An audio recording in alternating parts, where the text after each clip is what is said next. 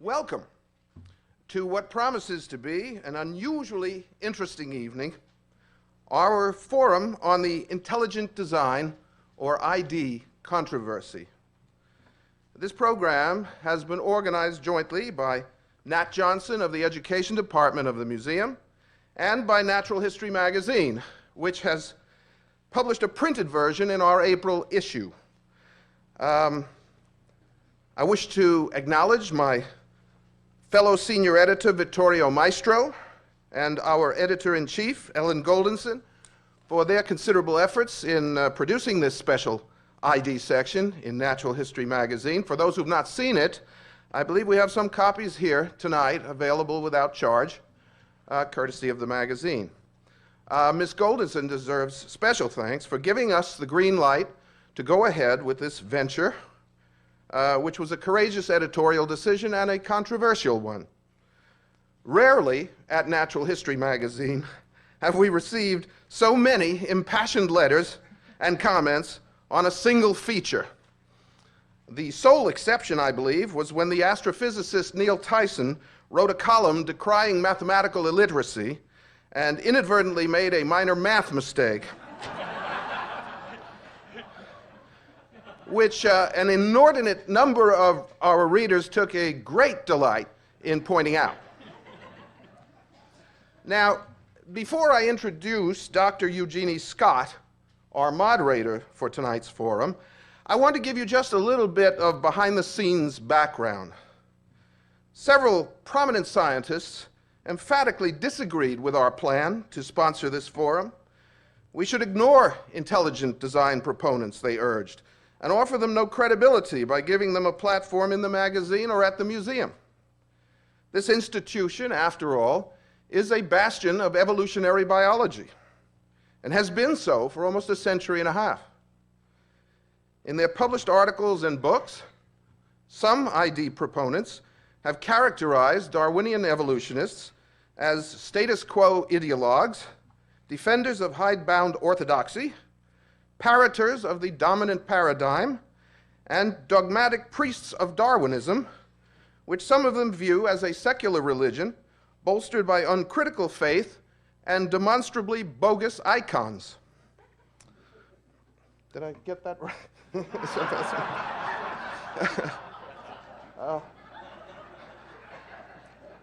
On the other hand, in the view of the vast majority of life scientists, geologists, and paleontologists, intelligent design is sometimes characterized as stealth creationism, anti-evolutionism, even anti-science, and neo-paleism. The Reverend William Paley, you may recall, was the 18th century cleric who said if he found a watch in a field, he would have to conclude that somewhere there was a watchmaker who designed it. There, now we've got that all out in the open. Whether or not intelligent design poses a serious threat or challenge to Darwinian biology, it cannot be ignored as a socio-political phenomenon at least. And I know this from firsthand experience. In my travels around the country giving my own Darwin program, I've often been asked about intelligent design. So, natural history has decided not to ignore the dissidents, but instead to turn a spotlight upon the controversy. We welcome you, and we welcome this panel to Evolutionville. We have tried, and will try tonight, to keep the focus on scholarly issues, keep the ad hominem arguments to a minimum, and attempt to proceed in an atmosphere of mutual respect and truth-seeking. An announcement. You have all been given evaluation forms by the Education Department, who would be grateful if you please take a moment to give us your reactions to tonight's program. It'll be most helpful in planning and improving future programs here at the museum. And now, let me introduce our distinguished moderator, Dr. Eugenie Scott. Dr. Scott is director of the National Center for Science Education with offices in Oakland, California. As a crusader for quality science education, she has worked to counter creationist strategies aimed at removing evolutionary biology from the nation's public schools. With a doctorate in physical anthropology from the University of Missouri, she has taught for 15 years at the university level and currently is president of the American Association of Physical Anthropologists. Among Eugenie's numerous awards are those from American Humanist Association, American Society of Cell Biologists, National Science Board Public Service Award, and on, American Association of Biological Sciences, Geological Society, and the National Science Board Public Service Awards. In other words, she is a full-time professional anti-creationist who has battled intelligent design in many fora. However, tonight, Dr. Scott wears the panel moderator's hat and is pledged to be a fair and impartial facilitator of the evening's discussion. I trust that she will do an excellent job of that, as she does of everything. Dr. Eugenie Scott.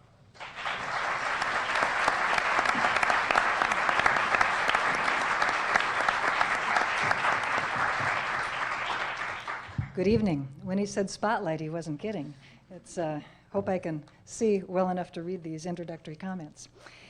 Intelligent design may be said to have begun with the 1984 book, The Mystery of Life's Origin, by Thaxton, Bradley, and Olson, which, though limited to the topic of chemical evolution, included the kernel of modern ID in its claim that certain scientific problems are inherently unexplainable through natural causes and require explanation by an outside intelligence.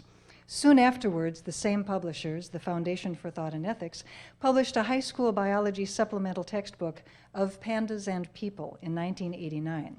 Pandas presented, and I quote, interpretations of the data proposed by those today who hold two alternative concepts, those with a Darwinian frame of reference as well as those who adhere to intelligent design. Proponents of intelligent design thus juxtapose it with evolution as a competing scientific explanation of the natural world. Throughout the 1990s, several books and conferences refined the intelligent design perspective. In 1996, the Discovery Institute in Seattle announced the establishment of the Center for Renewal of Science and Culture. The ID, intelligent design movement, developed two major components. One was cultural renewal, the goals of which were social and religious. As described by Bruce Chapman, the Center for Renewal of Science and Culture, quote, seeks nothing less than the overflow of materialism and its damning cultural legacies. New developments in biology, physics, and cognitive science raise serious doubts about scientific materialism and have reopened the case for the supernatural, end quote. The second component of intelligent design claims to be a religiously neutral attempt to identify a particular kind of design, that produced by an intelligence. Let me define design in this context. In reference to living things, design expresses the idea that many structures are composed of parts that work together and function to get something done.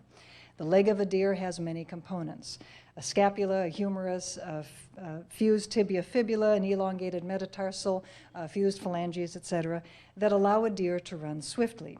The vertebrate eye has many individual parts that combined together allow light collection, focusing, and transmission of a visual signal to the brain. In modern biology, structural design is explained through Darwin's principle of natural selection as the result of adaptive accumulation of genetically based variations. Intelligent design theorists do not deny that natural selection can produce designs such as seen in the deer forelimb or the fit of finch beaks to different sizes of seeds, but claim certain other phenomena require design by an intelligence. This class of phenomena includes irreducibly complex molecular or biochemical structures, plus macrophenomena like the basic body plans of animals. ID theorists further claim that their methods can distinguish between design that could result from natural processes, such as natural selection, and design requiring intelligence. The distinction is made largely through the application of concepts developed by Drs. Behe and Dembski, the concepts of irreducible complexity and the design inference. We cannot, of course, examine all aspects of the ID movement in one evening, so we will focus on the second scholarly component of ID rather than the cultural renewal aspect. We are not here to evaluate either natural selection or evolution as scientific ideas. This is not an evening of evolution on trial. Evolution is considered mainstream science, and this fine museum is a virtual monument to the evolutionary sciences. Instead, we will hear the two most prominent ID theorists explain their positions, and two of the most prominent critics of ID question them. And in fact, both proponents of ID have held repeatedly that ID is not merely a form of anti-evolutionism, but has an independent, positive research agenda of its own. It is intelligent design's distinctive positive claims that we are assembled here to consider. Now, a word on format.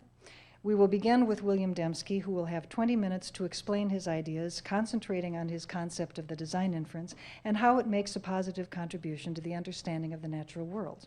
His critic, Robert Pennock, a fellow philosopher, will have 15 minutes to question Dr. Dembski.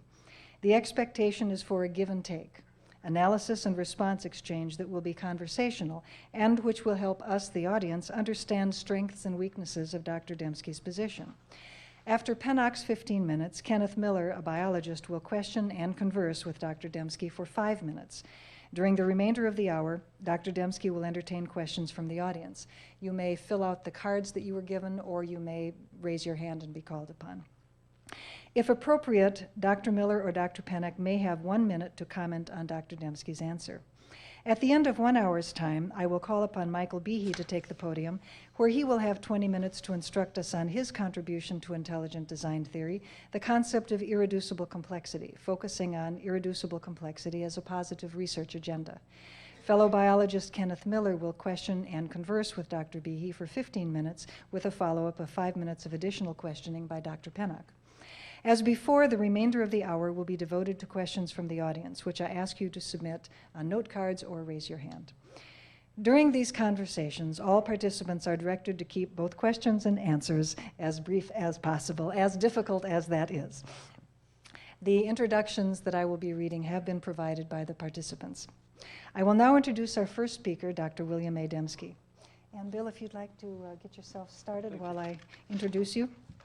Dr. Dembski is Associate Research Professor in the Conceptual Foundations of Science at Baylor University. Dr. Dembski previously taught at Northwestern University, the University of Notre Dame, and the University of Dallas.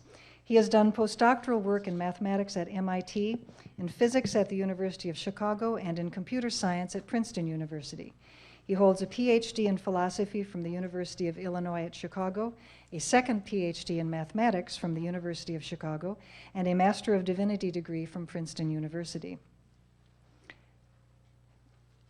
Princeton Theological Seminary. Dr. Dembski has published articles in mathematics, philosophy, and theology journals, and is the author or editor of 7 books. His most recent book critiques Darwinian and other naturalistic accounts of evolution and is titled No Free Lunch: Why Specified Complexity Cannot Be Purchased Without Intelligence. Would you please welcome Dr. Dembski?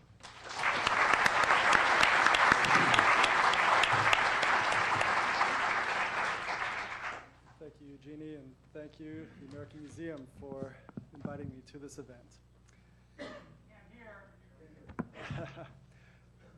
I was saying thank you, Eugenie. Is that better? And still not. Try the other mic. There's a mic that's sort of bent over there. Oh, that's a light. I'm not a big help, aren't I? Okay. Is it working? Testing? Is that better? Is that better? Yes, okay. All right. Would you just be a couple inches shorter? And then All right. now I'm starting your time. Good. Evolutionary biology teaches that all biological complexity is the result of material mechanisms. These include principally the Darwinian mechanism of natural selection and random variation, but also include other mechanisms: symbiosis, gene transfer, genetic drift, the action of regulatory genes in development, self-organizational processes, etc. These mechanisms are just that, mindless material mechanisms that do what they do, irrespective of intelligence. To be sure, mechanisms can be programmed by an intelligence, but any such intelligent programming of evolutionary mechanisms is not properly part of evolutionary biology. Intelligent design, by contrast, teaches that biological complexity is not exclusively the result of material mechanisms, but also requires intelligence, where the intelligence in question is not reducible to such mechanisms. The central issue, therefore, is not the relatedness of all organisms, or what is commonly called common descent. Indeed, intelligent design is perfectly compatible with common descent. Rather, the central issue is how biological complexity emerged and whether intelligence played a pivotal role in its emergence. Suppose, therefore, for the sake of argument, that intelligence, one irreducible to material mechanisms, actually did play a decisive role in the emergence of life's complexity and diversity. How could we know it? To answer this question, let's run a thought experiment. Imagine that Alice is sending Bob encrypted messages over a communication channel and that Eve is listening in. For simplicity, let's assume that the signals are bit strings. How could Eve know that Alice is not merely sending Bob random coin flips, but meaningful messages? To answer this question, Eve will require two things. First, the bit strings sent across the communication channel need to be reasonably long. In other words, they need to be complex. If not, chance can readily account for them. Just as there's no way to reconstruct a piece of music given just one note, there's no way to preclude chance for a bit string that consists of only a few bits. For instance, there are only 8 strings consisting of 3 bits, and chance readily accounts for any of them. There's a second requirement for Eve to know that Alice is not sending Bob random gibberish. Eve needs to observe a suitable pattern in the signal Alice sends Bob. Even if the signal is complex, it may exhibit no pattern characteristic of intelligence. Flip a coin enough times and you'll observe a complex sequence of coin flips. But that sequence will exhibit no pattern characteristic of intelligence. For cryptanalysts like Eve, observing a pattern suitable for identifying intelligence amounts to finding a cryptographic key that deciphers the message. Patterns suitable for identifying intelligence I call specifications. In sum, Eve requires both complexity and specification to infer intelligence in the signals Alice is sending Bob. This combination of complexity and specification, or specified complexity as I call it, is the basis for design inferences across numerous special sciences, including archaeology, cryptography, forensics, and SETI, the search for extraterrestrial intelligence. I detail this in my book, The Design Inference, a peer-reviewed statistical monograph that appeared with Cambridge University Press in 1998. So, what's all the fuss about specified complexity? The actual term specified complexity is not original with me. It first occurs in the Origin of Life literature, where Leslie Orgel used it to describe what he regards as the essence of life. That was 30 years ago. More recently, in 1999, surveying the state of origin of life research, Paul Davies remarked, quote, "Living organisms are mysterious not for their complexity per se, but for their tightly specified complexity," close quote. Orgel and Davies used specified complexity loosely. In my own research, I formalized it as a statistical criterion for identifying the effects of intelligence. For identifying the effects of animal, human, and extraterrestrial intelligence, the criterion works just fine. Yet, when anyone attempts to apply the criterion to biological systems, all hell breaks loose. Let's consider why. Evolutionary biologists claim to have demonstrated that design is superfluous for understanding biological complexity. The only way to actually demonstrate this, however, is to exhibit material mechanisms that account for the various forms of biological complexity out there. Now, if for every instance of biological complexity, some mechanism could be readily produced that accounts for it, intelligent design would drop out of scientific discussion. Occam's razor, by prescribing superfluous causes, would in this instance finish off intelligent design quite nicely. But that hasn't happened. Why not? The reason is that there are plenty of complex biological systems for which no biologist has a clue how they emerged. I'm not talking about hand-waving just so stories. Biologists have plenty of those. I'm talking about detailed, testable accounts of how such systems could have emerged. To see what's at stake, consider how biologists propose to explain the emergence of the bacterial flagellum, a molecular machine that has become the mascot of the intelligent design movement. Howard Berg at Harvard calls the bacterial flagellum the most efficient machine in the universe. The flagellum is a nano-engineered outboard rotary motor on the backs of certain bacteria. It spins at tens of thousands of RPM, can change direction in a quarter turn, and propels the bacterium through its watery environment. According to evolutionary biology, it had to emerge via some material mechanism. Fine, but how? The usual story is that the flagellum is composed of parts that previously were targeted for different uses, and that natural selection then co-opted to form a flagellum. This seems reasonable until we try to fill in the details. The only well-documented examples that we have of successful co-optation come from human engineering. For instance, an electrical engineer might co-opt components from a microwave oven, a radio, and the screen from a computer to form a working television. But in that case, we have an intelligent agent who knows all about electrical gadgets and about televisions in particular. But natural selection doesn't know a thing about bacterial flagella. So how is natural selection going to take extant protein parts and co-opt them to form a flagellum? The problem is that natural selection can only select for pre-existing function. It can, for instance, select for larger finch beaks when the available nuts are harder to open.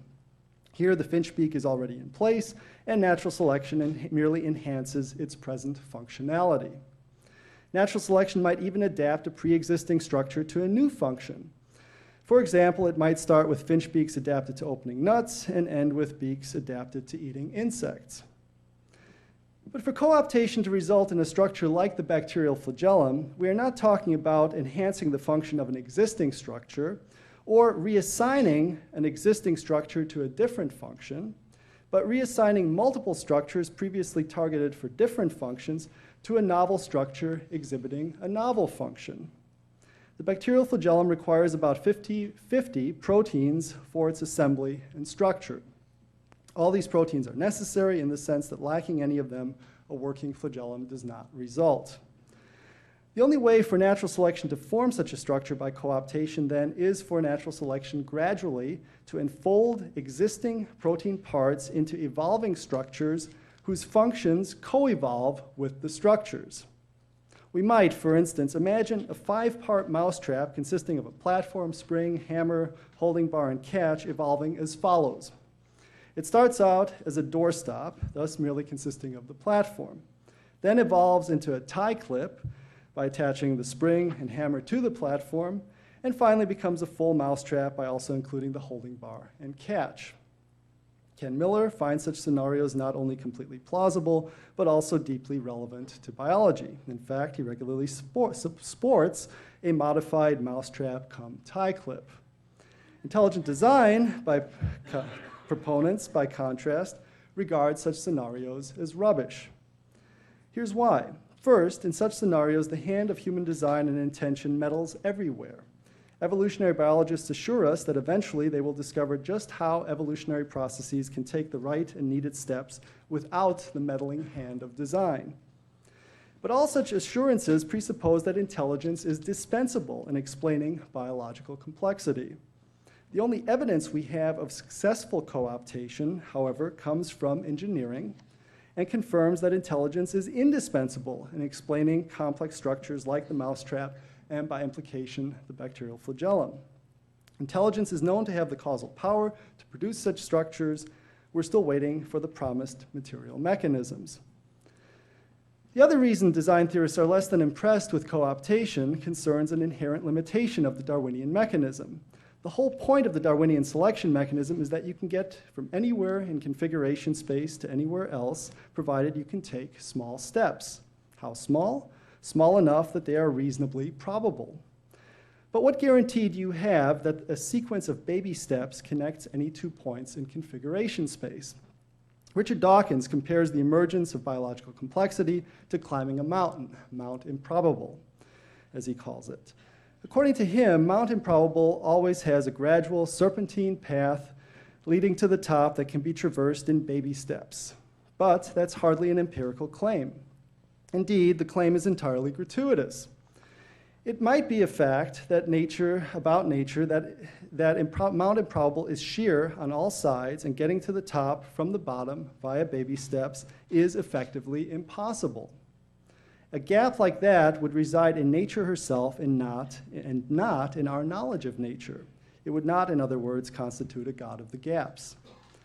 The problem is worse yet. For the Darwinian selection mechanism to connect point A to point B in configuration space, And it's not enough that there merely exists a sequence of baby steps connecting the two. In addition, each baby step needs, in some sense, to be successful.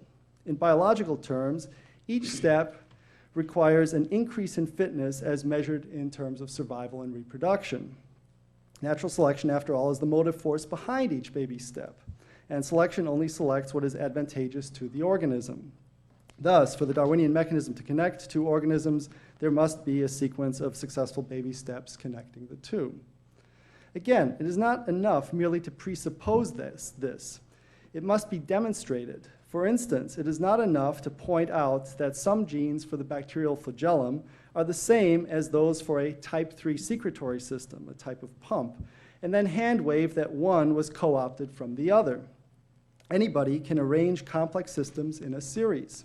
But such series do nothing to establish whether the end evolved in Darwinian fashion from the beginning, unless the probability of each step can be quantified.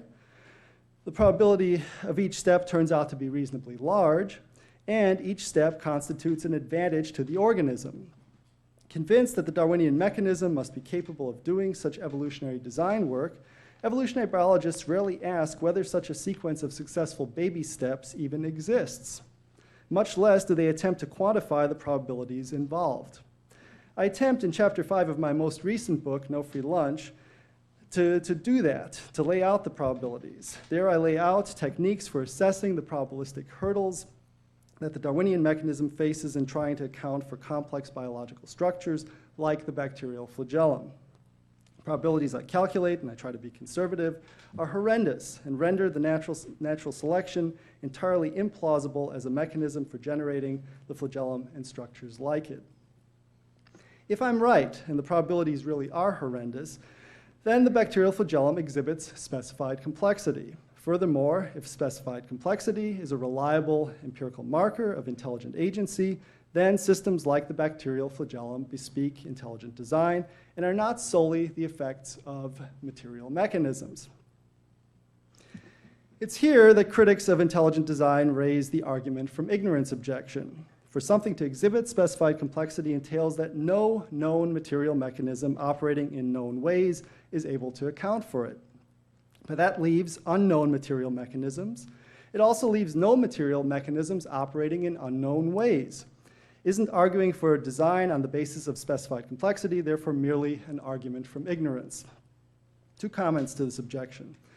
First, the great promise of the Darwinian and other naturalistic accounts of evolution was precisely to show how known material mechanisms operating in known ways could produce all of biological complexity. So, at the very least, specified complexity is showing that problems claimed to be solved by naturalistic means have not been solved.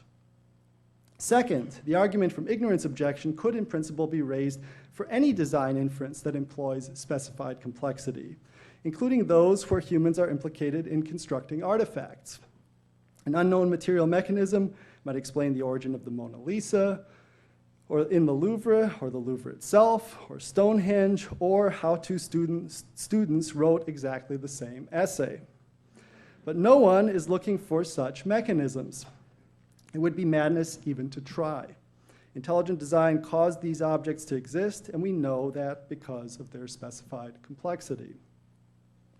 Specified complexity, by being defined relative to known material mechanisms operating in known ways, might always be defeated by showing that some relevant mechanism was omitted. That's always a possibility.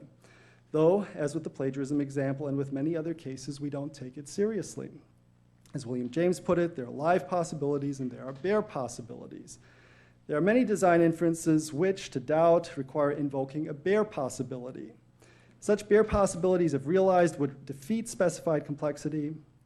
But defeat specified complexity in what way?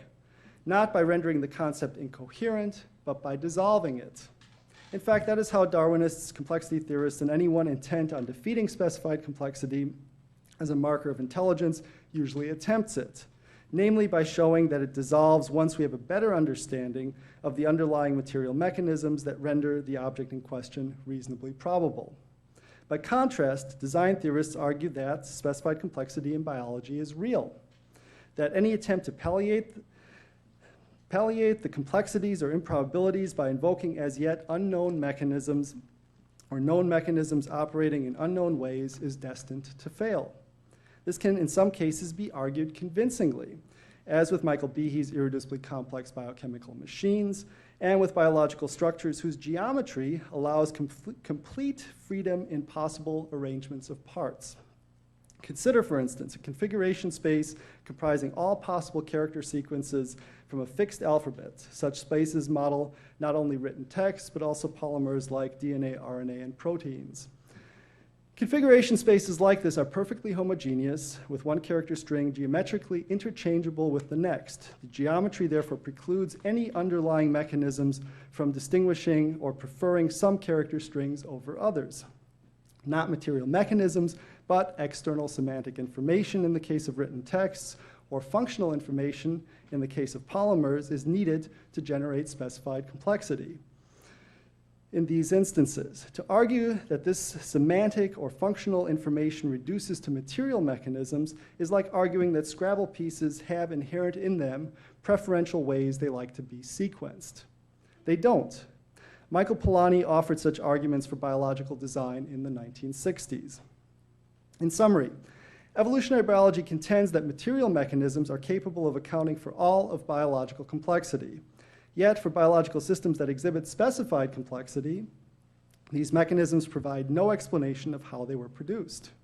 Moreover, in contexts where the causal history is independently verifiable, specified complexity is reliably correlated with intelligence.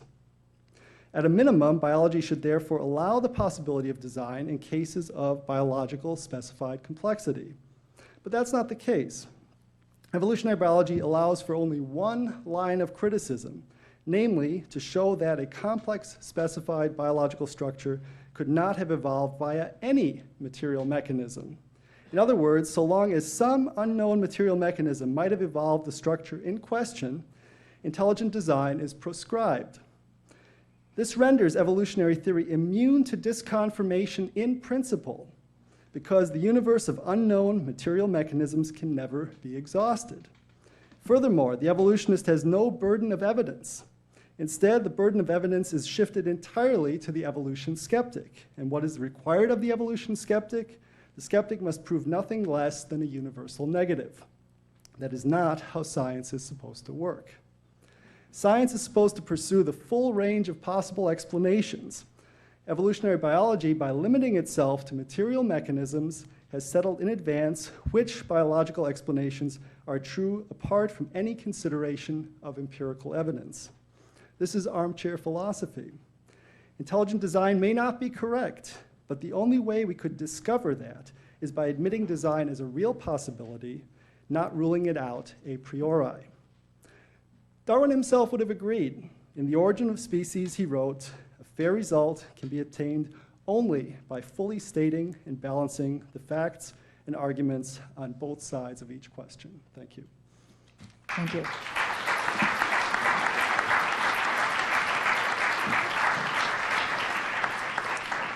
We will have an exchange of podia, and I will introduce Dr. Robert Pennock, and then Dr.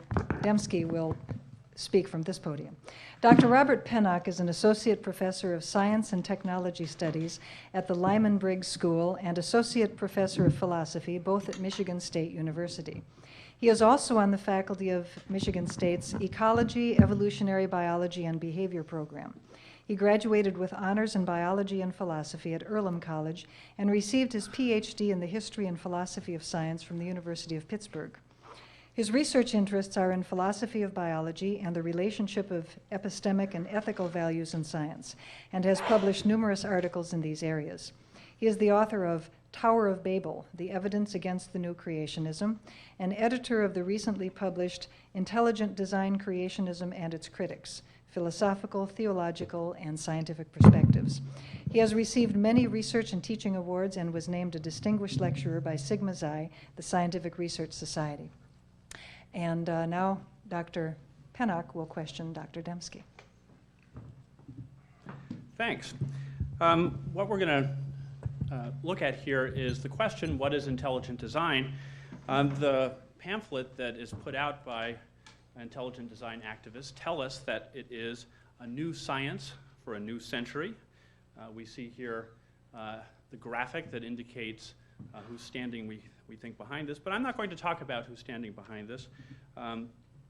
My criticisms in the past have involved in part whether this is a form of creationism, and Professor Dembski has told us that that's not a fair criticism to do, that this is something where scientific creationism is different from intelligent design, in that scientific creationism has prior religious commitments, whereas intelligent design does not. I think that there's more to the definition than that, but tonight I'm not going to deal with that issue directly. I'm going to try to become an intelligent design creationist. Excuse me, I said the word there, I do it all the time, I apologize for that. I want to become an intelligent design theorist. Today I will say IDT instead of IDC. And what I want to do here is, I hope, learn how to do it. My work is as an evolutionary design theorist, but tonight I'm not going to defend that. I want to adopt this position and ask There's a Professor question in Dembski, here. what should I do? How should I teach this? There's the question. There's the question. So you didn't bring this up today, so I'm going to skip this. This was in your article. I would say the question about the SETI analogy is a red herring. We'll skip that since you didn't bring this up. Here's the question about design. If I'm going to become a design theorist, what do I mean by design? I'm not quite sure what that means. Is it fair to say that design means pattern? Is that one example of design? At this point, I just want sort of yes or no. Is that an example of design? Well, as John Searle has pointed out, usually what we do when we form a science, we start with certain common sense notions and then we try to formalize them. I mean, I think we have some pretty common sense notions about design as some sort of intelligent cause, intelligent agency. We start off, I mean, human agency is clearly the most obvious example that we have. And so then we try to make sense out of it. How do we get a formal grasp on it? How do we get a formal grasp on energy? Energy is a notion of how to do work. But so we look at specific examples. We look at examples, but then we try to extract what is the underlying. Is there some sort of way to get a handle on it in a way that's rigorous? And the thing we want are exemplars. Exemplars of design. The exemplars is what starts you off, and then you try to extract something. This is what I do with specified complexity. So the answer there is yes. Pattern would be one notion. Well, teleology is another. Don't put words in my mouth. I mean, I I said there are exemplars. You look at examples. There's common sense, and then you try to extract something that you can get a formal handle on. All right, Specified complexity is a statistical and complexity theoretic notion. Tries to get a handle on intelligent causation. These are at this point, I'm going to ask you about that in a moment. At this point, I just want to know, when I infer design, and the way you've used design in your books, it seems to me as though you've used it in a variety of ways. And I'm pointing out here just a list of some of the different ways that you've done it. You've used it as pattern, you've used it as teleology, and you've specifically charged that science excludes this. I have a couple of quotes here. You say we exclude design as teleology, we exclude it because of our naturalistic prejudices as intelligent agency. I would say that in fact, we have a very ordinary notion of design that we do not at all exclude. All of these things, I think, are perfectly natural within science. We don't exclude these things. So hang on a second. I mean, in terms of excluding it within science, there's special sciences which have no problem with design. I'm agreeing run with through you. those. Okay, and so the issue is it relevant to biology? And the nub there is that in biology, if there is a design there, a designer there, then that designer would in all likelihood not be an evolved intelligence. And so it comes smack against where evolutionary biology is these days. So what I'm agreeing with you is to say design is fine in science up to a point. Here are some ways in which I think they're perfectly acceptable. The key one that we're interested in, though, is the one that you've just now mentioned, conscious intention. That's the one that we're going to be after. And the question is going to be whether your complex specificity criterion allows us to do that. And specifically, in your sense of transcending natural causes. I'm going to be an ID theorist. I need to know what all these things mean. Specifically, in your definition of design, in the explanatory filter, you describe it as the complement of necessity and chance. And Okay, so in the filter, that's going to be the Okay, key can I stop feature. here, because I think I do need to speak to that, but I will need more than just one sentence to address that. In the design inference, okay, I was trying to get a handle on a certain pattern or structure of inference that I saw over and over again across many special sciences. What was common to that structure of inference was a small probability and some sort of pattern or specification. When those came together, it seemed that people were reliably referring to intelligence. So I laid out a taxonomy of types of causes, but I was not very clear in that book. I referred to design both, and I did say it explicitly at one point, that design is a causal notion, but also as I'm using it, it is this set theoretic complement to chance and necessity. And that was an unfortunate usage.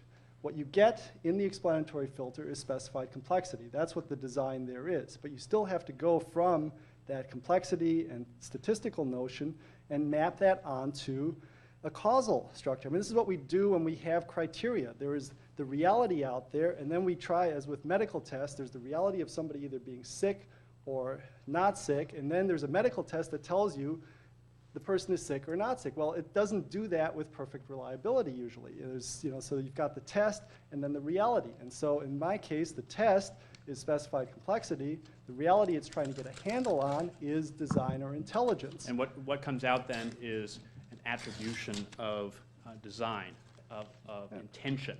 It was an intentional notion here. Design is a subset of intention. And I claim that the Is that correct? The connection, well, I just want to know, is that correct, that design is a subset of intention? well, where I think you're going with this is if it's I a just want to know subset if of that's correct or not. So I can be an ID theorist.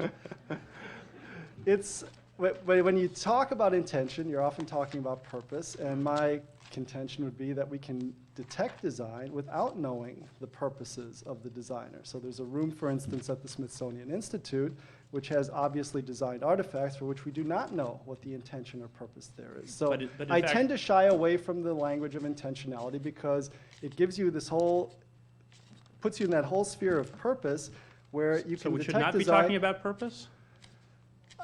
You As should. I thought as an ID theorist, that was my job, to look at purpose. Purpose is downstream. We can detect design without necessarily knowing the purpose. Okay. So what Okay. comes out of this, as we've done the filter, is an attribution of design. And in the way that you've put this, there are three modes of explanation. By eliminating necessity and chance, we output design. How is it that in this output, that's the only thing that we're able to say? I agree that in science, we're able to have all sorts of design inferences, but we're rather specific about them. And what I'm just asking is, why can't you be specific about what comes out besides just the mode design? Yeah. Well, you're obviously focusing on the explanatory filter, and if Yes. you'll notice in my paper today, I didn't mention it at all because the issue is really specified complexity and whether it reliably maps onto this notion of design as a causal property.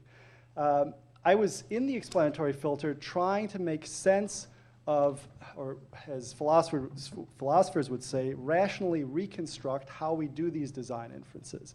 When an archaeologist finds an arrowhead, is this just a random chunk of rock? Is it perhaps a chunk of rock that would emerge out of some sort of a repeated process where the thing would, chunks of rock like that of that form would keep occurring, or is there an intention? Is there an intelligence behind that? That's how we And the claim is that that's this how we taxonomize it. But is an intelligence who intended something. well, intelligence is With to a intend purpose in something. mind. But I know. Look, we've this is not the I first just want time. to This is know not if the I'm an first ID time. This theorist, is not what the can I first say? time. This is not the first time we're meeting. At least in terms of in print, certainly we've gone at it. And where you're going. I'm just with trying the, to understand your position. I want to be an ID theorist, and at this well, point I if haven't you heard. want to be an ID theorist, I I don't think, even know if I'm allowed to say. You're saying I can't use purpose. I can't use. No, I'm just saying I that can't use that intention. I thought that purpose- was what I was going for. Purpose is not, as I was saying, we can detect design without knowing the purposes. I mean, Okay. if I'm hesitating here, it's because I know that you take a certain view of probabilities. trying to- Where it's 10 minutes. Good. I'm trying to learn Yeah. what your position is, because I'm not quite sure what it is. Here, let me just see. We'll just say yes and no in this point. If I want to teach this, we're just going to go through the. We'll go Yes through or the no? list. Have We'll go you through a list stopped beating very your wife quickly. lately? If I'm teaching this, I want to teach this in the school as an alternative to evolution. Okay. Now, as an evolutionist, say here's something that we think is the case. The Darwinian mechanism is the explanation for biological complexity. You say no. Is that correct? Depends on the system. So maybe it is. Maybe it. Well, I mean, let's bacterial Biological flagellum, I would complexity, say, yeah, right. there's actual design there. Okay, so we're saying it's going to reject that. How about common descent? If I'm teaching this as an ID theorist, I'm saying specifically what I would say as an evolutionist. Yes, we take common descent. As an ID theorist, what can I teach? So I teach that it's compatible, sure, but do I teach that it might not be true?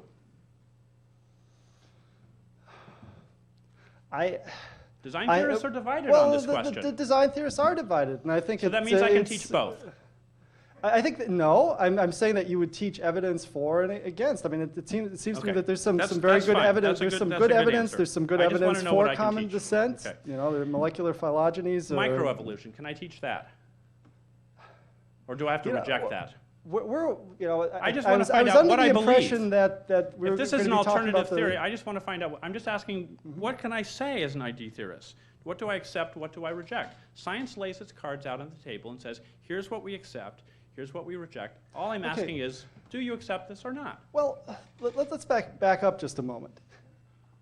The great tree of life, Darwin's great tree of life, common descent. The mechanism that was supposed to drive this was the Darwinian mechanism of natural selection and random variation. If that mechanism is called into question, then it seems that a lot of things that You're were speaking here of macroevolution. the full ball of wax, right? So if the mechanism that's supposed to underwrite the great tree of life is called into question, then there's, I think, place to re-examine that as well. All right, it seems so that in science, everything is open for re-examination. It seems that the evidence for common descent is actually pretty good. So ID doesn't make a specific claim, but I can teach that because some ID theorists do think that that's wrong. Well, you know, when you're putting it this way, it's as though ID is this fully ossified position. And, I don't know. Some people, you said yourself, I as would I say quoted, it's very. some we say are yes, very some early, say no. We are very early in the game. I think, you know, as I put it in my book, No Free Lunch, you want to be as conservative as possible in what you're teaching. You know, and how much you're changing the curriculum. How about the age of the Earth? Can I say how old that is? As a scientist, I say it's billions. What can I say as an ID theorist? Well, I mean, you've read the literature. It's entirely compatible. Intelligent design makes no claim about the age of the Earth. So I may say, as some ID theorists do, that the Earth is thousands of years old. I'm allowed to say that as an ID theorist. I can teach that. Allowed? But, I want to know what I'm able to look, do. I mean, Last- the theory makes no claims about the age of the Earth. You get that from an independent source. Okay, you're going to go to So if I'm teaching this, geological the nice thing about evidence, science is that science is integrated. It's not just one thing. You can't just pull a Right. piece out. So as an evolutionist, I say, here are all the pieces, and here's what I take a stand on. I want you to take a stand and tell me, can I teach this? There are a lot of things that Because some ID end theorists up say being yes. that end up being independent of intelligent design. Much So- as I mean, is it going to matter to Darwinian evolution if the Earth is, 4 billion years old, 40 billion years old? I mean, the 1 theory could minute still remaining. be true. It wouldn't How about matter. the flood? Can I talk about the flood? Some say yes, some say no. I take Genesis figuratively. I'm not talking about Genesis. Okay. I haven't mentioned Genesis. Okay. Okay. Is the universe fine-tuned? Does it exhibit CSI as a whole? As a whole, I think there are problems trying to apply these arguments to the universe as a whole because so where's the the fine-tuning arguments contingency? don't establish CSI as There are people who, I think there are always metaphysical assumptions that you have to make with the universe as a whole because the laws, in what sense are they contingent? That's always going to be As a an part of ID it. theorist, you've said that we definitely reject the naturalist view. So is that correct? I'm allowed as an ID theorist to say, I'll appeal to a miracle in this case. I'm allowed to do that. Intelligent design makes no commitment to miracles, and I would. I'm just saying whether I can, not whether you're committed to it. Whether I can do it under your view? There's, May I do it? I'll say no. Dr. okay? Dembski has- I don't think- has I don't 1 think minute it's- to I don't answer. think it has no place. You know, it's not relevant. So I There's guess no commitment to miracles in this. The I'm asking time about is up. commitment. I'm asking, may I do it? Because a methodological necessity Well, says, what are we talking about? May I where? You know, if you're in a Guys. Christian school system, you know. Gentlemen, that worked. I'll have to remember that. Okay. First time. You're- Thank you very much. You're done. You have to sit down now.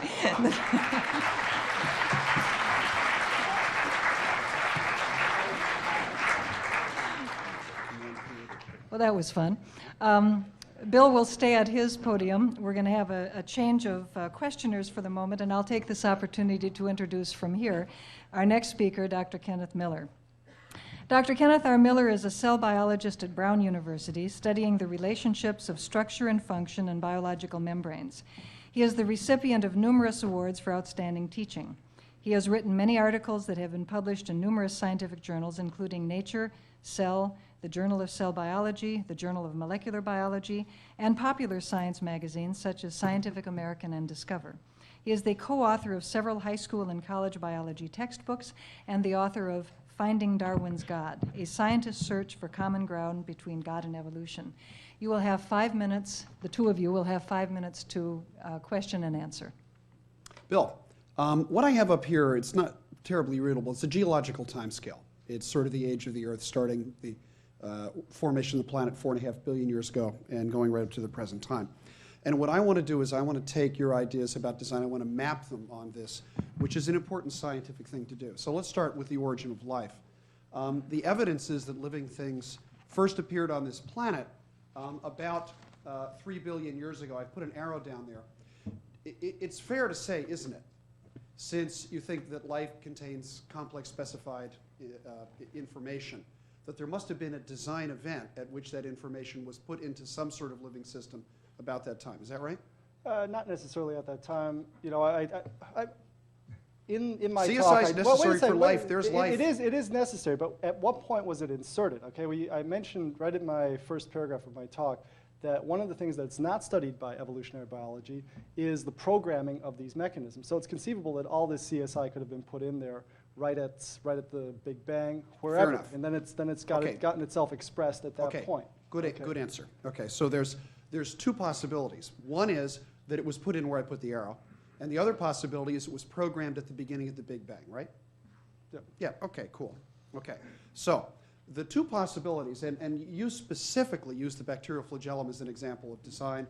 I put an arrow up there when the first bacteria with flagella, we presume, originated, and the eukaryotic cells with nuclei, much more complicated. The eukaryotic cilium, example of irreducible complexity, and the very famous Cambrian explosion. Now, I think I understand your answer to say either that all of this was programmed at the Big Bang, or we have more examples of design events. Either of those is possible. Is that right? All I spoke to was the bacterial flagellum. So I know. with the eukaryotic cell and the flagellum, you know, I'm looking at individual systems. It's going to take some analysis to figure out if CSI is instantiated. Okay, so it might be, might not. Might be, might not. Okay, now here's what I want to do. We biologists have to deal with a lot of appearances of new and novel systems throughout geological history. We have a whole bunch of them. And what you propose to do as part of the research program is to look at one after another and try to decide whether or not CSI applies and whether or not we might have some sort of insertion of design. Is that right? You're pretty sure we got one for the bacterial flagellum, right? Yeah. So I assume it's a case-by-case basis how often we'll have to invoke design. Is that right? When this sort of information gets expressed, you know, there's the question of how far can you track it back? Right. And, you know, and so it may be to the Big Bang. Thing is, you know, it could conceivably go back further. Maybe there's some, I think Okay. Mike Behe talks about Okay. a supercell in which Fair everything enough. was programmed. Now, So, you know, there are lots of possibilities. Okay, very good, thank you. So this is something you said in No Free Lunch, which is the way design works is a designer makes a plan. To accomplish it, he forms a plan, executes the plan, specifies the building materials, and finally implies and puts together the assembly structures in the building. In other words, all of these examples in life that are specified complex information went through this process. Is it fair to say that design theory is a series of progressive creative events. And what I mean by that is, to me, my wife is an artist, and she always emphasizes to me she has to think of something, she has to plan it, and then she has to execute it. And the execution of her design is a creative act. Same thing here? Well, I think what I'd want to speak to is just this notion of these punctuated events where the design emerges. Was it that information was inputted? Is it just that it's becoming evident that there was some information that was already there? And creative act or not? I'm sorry? Creative act, bacterioflagellum, creative act? There is a creative act there, yes. Okay, but good. when was that creative act? You know, Didn't ask, just you know, ask if it was a creative act. There's a creative act Okay. behind it, but Okay. whether it occurs right when the flagellum first appears in natural history, or whether it was programmed in some Okay. way prior to that and then Okay, emerges. I'd like to get one more important Okay. question in, because I'm an Okay. experimental biologist and it's an empirical one. Okay. You make the claim that undirected natural processes just can't generate specified complex information. So what I would propose to do as a biologist is do a little test. Let's suppose we grow bacteria at 37 degrees, then we rev up the temperature to 1 minute. 42 degrees, and then we see basically what happens. We test for increased fitness, and we scan the genome to see if anything happens. Well, the interesting thing, as you may know, a few months ago, this experiment was actually done and reported, exactly as I've described on the previous page. And what these investigators found was that at 2 places in the E. coli bacterial chromosome, there were a series of gene duplications and modifications that dramatically increased the fitness of the bacteria, 33.5%, Finish which is the an question, enormous please. increase in fitness. And here is the question. And that is, since we see this, and gene duplication amplification provides the raw material for the evolution of new and beneficial genes, don't these results, which very clearly show in the laboratory that an undirected increase in beneficial new genetic information occurs, don't they violate your so-called law of conservation of information? We've got to Please put answer numbers in a on minute. it. I mean, you know, what are the numbers there? I mean, to say that you have a 37-fold increase in fitness, that's all fine and well. 37%. Or 37%.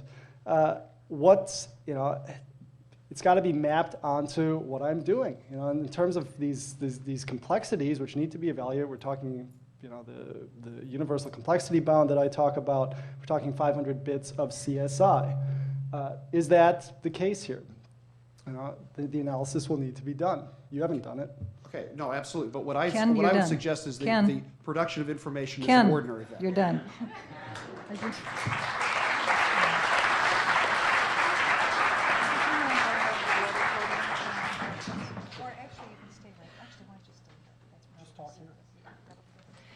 Okay, we have a little bit of time for questions from the audience. Not a whole lot of time, because we do want to let you people go before midnight. I guess I can probably see hands be raised. Not too bad. This man, oh, hello. Hi. As I teach science, and most people in the room do, science involves gathering data after a question has been asked and a hypothesis offered as an explanation. Philosophy, on the other hand, does involve offering answers based upon logical thinking as opposed to empirical evidence. What I'd like to know is how you can explain ID as science and not as philosophy. Do I need to repeat the question, or did you all hear it? He has a good, strong voice. I guess that's for Bill Dembski? You know, yes, I'm trained as a philosopher, and there are philosophical implications to what I do, but these questions of design detection, I mean, they arose out of my mathematical work trying to understand the nature of randomness. I mean, that's where it came from, because I found that one can only really make sense out of randomness in relation to certain types of patterns. This was a problem, actually, in understanding the nature of randomness, that randomness, when people were writing, for instance, random number generators, they would be good only so long as one did not find a pattern which these random number generators matched. And so long as they violated all of a set of statistical patterns, they were fine. And then this was a constant pattern that, sorry to overuse that word, but that random number generators would go by the board once a pattern was discovered in them. So I was trying to make sense out of the types of patterns that we use to defeat randomness, and from there that connected with a certain structure of inference for detecting design that I found in a whole bunch of different areas. So I mean, my work in the design inference, I mean, it appeared in Cambridge Studies in Probability, Induction, and Decision Theory. Yes, Brian Skirms is a philosopher. He's the head of he edits that series, but he's also a member of the National Academy of Sciences. And so, I don't think there are any neat and clean distinctions between philosophy and science. I mean, natural philosophy, that's what science used to be, and so the very use of the word science is only about 150 years old. So, I see the work as relevant. And if you go to there's a website, we have a scholarly society that deals with intelligent design, www.iscid.org, ISCID, International Society for Complexity, Information, and Design. We actually are doing I think some interesting research there. One thing is some computer modeling to try to get a sense of just how effective is the Darwinian mechanism when you try to represent it computationally. We have a program called MESA, Monotonic Evolutionary Simulation Algorithm, which tries to make sense out of what happens when you start coupling variables and how does that impede the progress of the natural selection mechanism in finding its way through a search space. So anyway. Okay. Yeah. Thank you. Is there an interest in a 1-minute follow-up from either of you, or are you happy? Okay. Next question. In the aisle.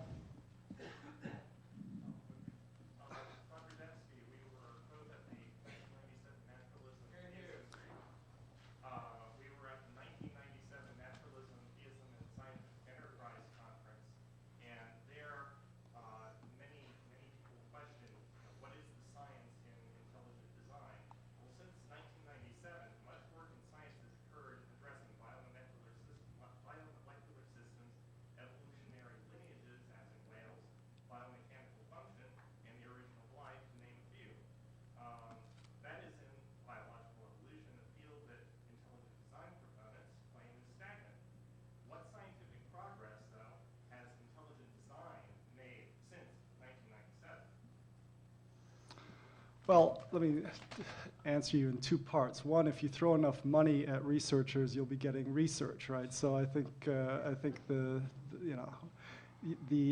research you're citing, I don't mean to dismiss it. I think there's a lot of good stuff being done, but it's certainly the research funds are on the evolutionary side. We don't have very much funding. We're not getting funding from NSF and IH, so it's mainly private at this point. And I would say, yes, we have our work cut out for us. In 1997, we met at a conference, but there was a conference later that year, which was a private gathering titled A Consultation on Intelligent Design, where the idea was to try to jumpstart this as a research program. We weren't there at the time. So, I agree, we've got our work cut out for us, but we're making some slow progress. I think we're still at the point, I think my work in No Free Lunch and design inference was trying to lay some theoretical foundations. And, but I do see there's some good work being done, and I can list some people, and we are getting some stuff into the peer-reviewed literature. It's not a whole lot, So yeah, we've got our work cut out. Jeannie? Yes, 1 minute. May we respond? Yes, Okay, 1 minute be response. short in that. I have to say that I don't quite share Bill's optimism that I agree you got your work cut out for you. I don't share your optimism that things are happening. And an example of that actually was when I pointed to the entire history of life, the fossil record, and I just asked you, when were the design events? And all I got was a shrug and the bacterial flagellum and the others we have to test. Surely, no matter how much or how little funding you have, sooner or later you'd be able to put a few more arrows on that graph and say, here's a design event, there's a design event. I think we can put some more arrows, and I think there's some good work happening at the level of individual enzymes, looking at the design there. So there's work being done, but it's not nearly as fast as I would like to see. Go ahead. Okay.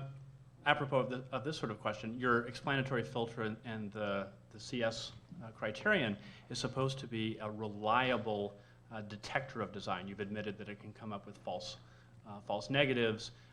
Things will fall through the filter.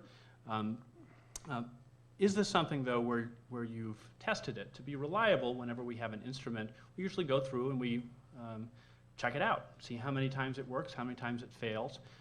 So a reliability claim is something that we would expect to be tested. And when you look in your No Free Lunch book, there isn't any indication that you've actually done tests on that. Can you tell us how many times it works, sort of on average? Is it 95% of the time, 100% of the time, 20% of the time?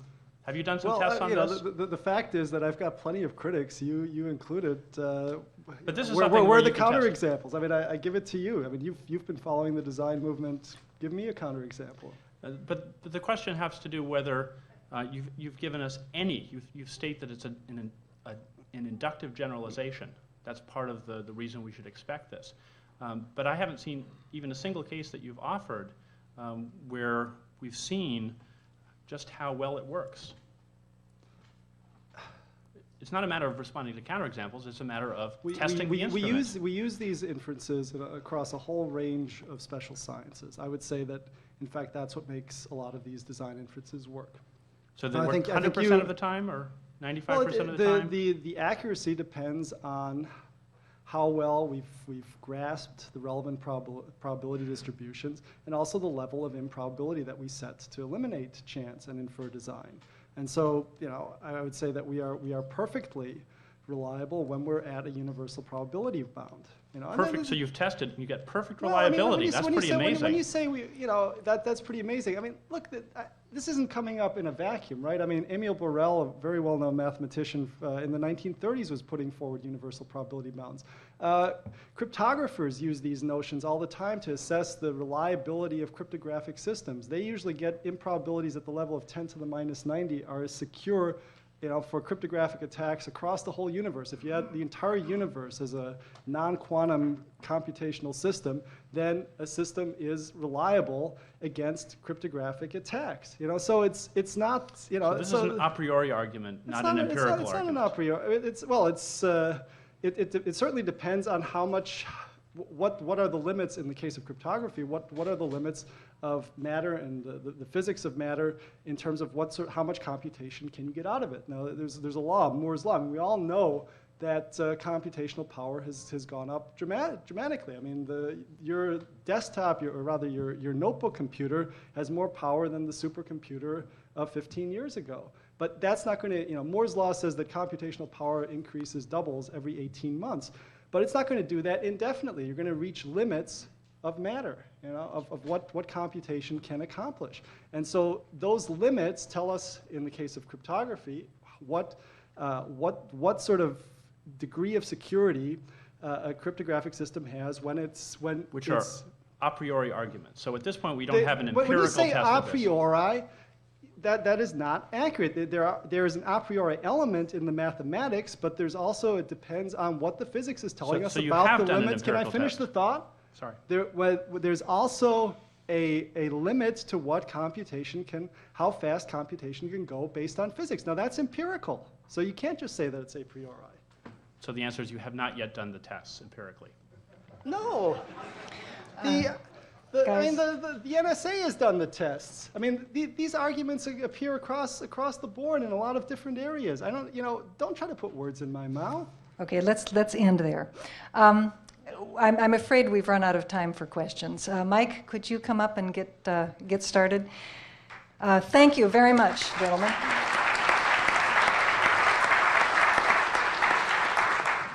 Dr. Michael Behe is a professor of biochemistry at Lehigh University. He holds a PhD in biochemistry from the University of Pennsylvania. He has done postdoctoral work on DNA structure at the National Institutes of Health and formerly was assistant professor of chemistry at Queens College in New York City. Local color here. He didn't write that part, I just put that in. He has authored over 40 technical papers and one book, Darwin's Black Box, The Biochemical Challenge to Evolution, which argues that living systems at the molecular level are best explained as being the result of deliberate intelligent design. Darwin's Black Box has been reviewed by the New York Times, Nature, Philosophy of Science, Christianity Today, and over 100 other periodicals. He and his wife reside near Bethlehem, Pennsylvania, with their 8 children. Mike, would you like to begin?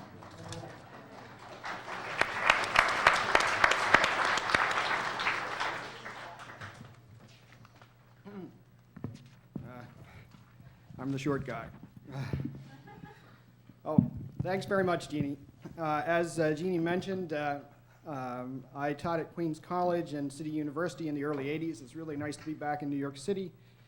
My wife grew up on Cambrelling Avenue in the Bronx near 187th Street, and our first daughter, Grace, was born here. So New York has a lot of happy memories for the Behe family. My talk will be divided into 4 parts, I believe. But let me continue while somebody tries to fix things up here. Thanks, Ken. First, I'll give a sketch of the argument for design. Second, I'll talk about some common misconceptions about what I call the mode of design. Third, misconceptions about biochemical design. And finally, discussion of the future prospects of design. Before I begin, however, I'd like to emphasize that the focus of my argument will not be dissent with modification, with which I agree. Rather, the focus will be the mechanism of evolution. How did all this happen? By natural selection or intelligent design? My conclusion will not be that natural selection doesn't explain anything. Rather, the conclusion will be that natural selection doesn't explain everything. So let's begin with a sketch of the design argument. In The Origin of Species, Darwin emphasized that his was a very gradual theory. Natural selection had to work by numerous successive slight modifications to pre-existing structures. However, irreducibly complex systems seem quite difficult to explain in gradual terms. What is irreducible complexity? I've defined the term in various places, but it's easier to illustrate what I mean with the following example: the mousetrap.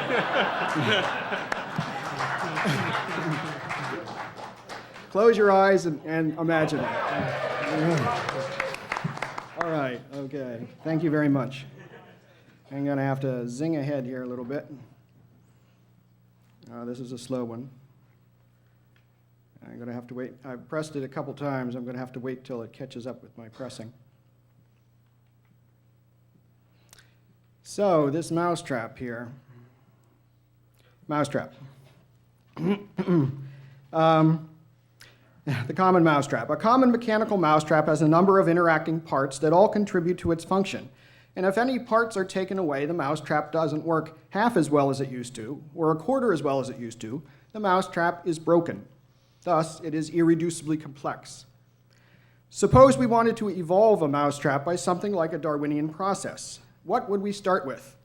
Would we start with a wooden platform and hope to catch mice inefficiently, perhaps tripping them?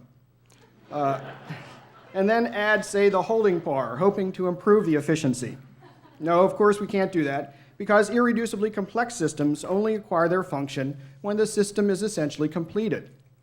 Thus, irreducibly complex systems are real headaches for natural selection, because it is very difficult to envision how they could be put together, that is, put together without the help of a directing intelligence, by the numerous successive slight modifications that Darwin insisted upon. Irreducibly complex biological systems would thus be real challenges to Darwinian evolution. Yet modern science has discovered irreducibly complex systems in the cell. An excellent example is the bacterial flagellum, which is literally an outboard motor that bacteria use to swim. The flagellum has a large number of parts that are necessary for its function: a propeller, hook, drive shaft, and more. Thorough studies show it requires 30 to 40 protein parts. And in the absence of virtually any of those parts, the flagellum doesn't work, or doesn't even get built in the cell. Its gradual evolution by unguided natural selection, therefore, is a real headache for Darwinian theory. I like to show audiences this picture of the flagellum, because when they see it, they quickly grasp that this is a machine. It is a real molecular machine. It is not just like a machine, it's a real machine. And perhaps that will help us think about its origin. I have written that not only is the flagellum a problem for Darwinism, but that it is better explained as the result of design, deliberate design by an intelligent agent. Some of my critics have said that design is a religious conclusion, but I disagree. I think it is wholly empirical. That is, the conclusion of design is based on the physical evidence, along with an appreciation for how we come to a conclusion of design. Now, Bill does it with statistics. I do it with a much more intuitive approach. To illustrate how we can come to a conclusion of design, let's look at the following. This is a Far Side cartoon by Gary Larson showing a troop of jungle explorers. And the lead explorer has been strung up and skewered. This fellow turns to him and says, "That's why I never walk in front." Words to live by, let me tell you. Now, everyone in this room looks at this cartoon, and you immediately realize that this trap was designed. It was not an accident. The humor of the cartoon depends on you recognizing the design. But how do you know that? How do you know the trap was designed? Is it a religious conclusion? Probably not. You know it's designed because you see a number of very specific parts interacting to produce a function that the parts themselves could not produce. You see something like irreducible complexity or specified complexity. Now I will address common misconceptions about what I call the mode of design, that is, how design may have happened. My book, Darwin's Black Box, in which I flesh out these ideas, has been pretty widely discussed in a number of publications. What have other scientists said about it? Well, they've said many things, not all of them flattering. But the general reaction is well summarized in a recent book called The Way of the Cell, published last year by Oxford University Press and authored by Colorado State University biochemist Franklin Harold. And he writes, "We should reject, as a matter of principle, the substitution of intelligent design for the dialogue of chance and necessity," and he cites my book. "But we must concede that there are presently no detailed Darwinian accounts of the evolution of any biochemical system, only a variety of wishful speculations." Now let me take a moment to emphasize Harold's 2 points. First, he acknowledges that Darwinists have no real explanations for the enormous complexity of the cell, only hand-waving speculations, more colloquially known as just-so stories. How the rhinoceros got its horn, how the bacterium got its flagellum.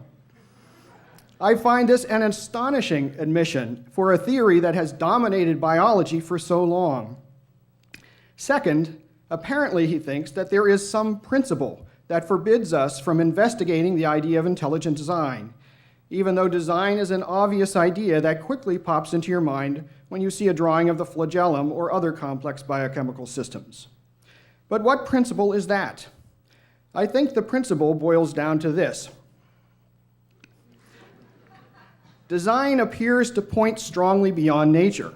It has philosophical and theological implications, and that makes many people uncomfortable. But any theory that purports to explain how life occurred will have philosophical and theological implications. For example, the Oxford biologist Richard Dawkins has famously said that Darwin made it possible to be an intellectually fulfilled atheist. Disagreeing with him, Ken Miller wrote in his book that God used evolution as the tool to set us free. Stuart Kauffman, a leading complexity theorist who disagrees with Darwinism, here's the quote, "Darwinism is not enough, natural selection cannot be the sole source of order we see in the world." He thinks that his ideas have philosophical consequences and that they would show us that we are at home in the universe. So all theories of origins carry philosophical and theological implications. But how could biochemical systems have been designed? Did they have to be created from scratch in a puff of smoke? No. The design process may have been much more subtle. It may have involved no contravening of natural laws at all. Let's consider just one possibility, and I'm going to borrow from Ken again. Suppose the designer is God, as most people would suspect. Well, then, as Ken has pointed out in his book, Finding Darwin's God, a subtle God could cause mutations by influencing quantum events such as radioactive decay, something that I would call guided evolution. Now, I don't think Ken thinks of guided evolution, but if that could have occurred, and I agree with Ken on this. It seems perfectly possible to me.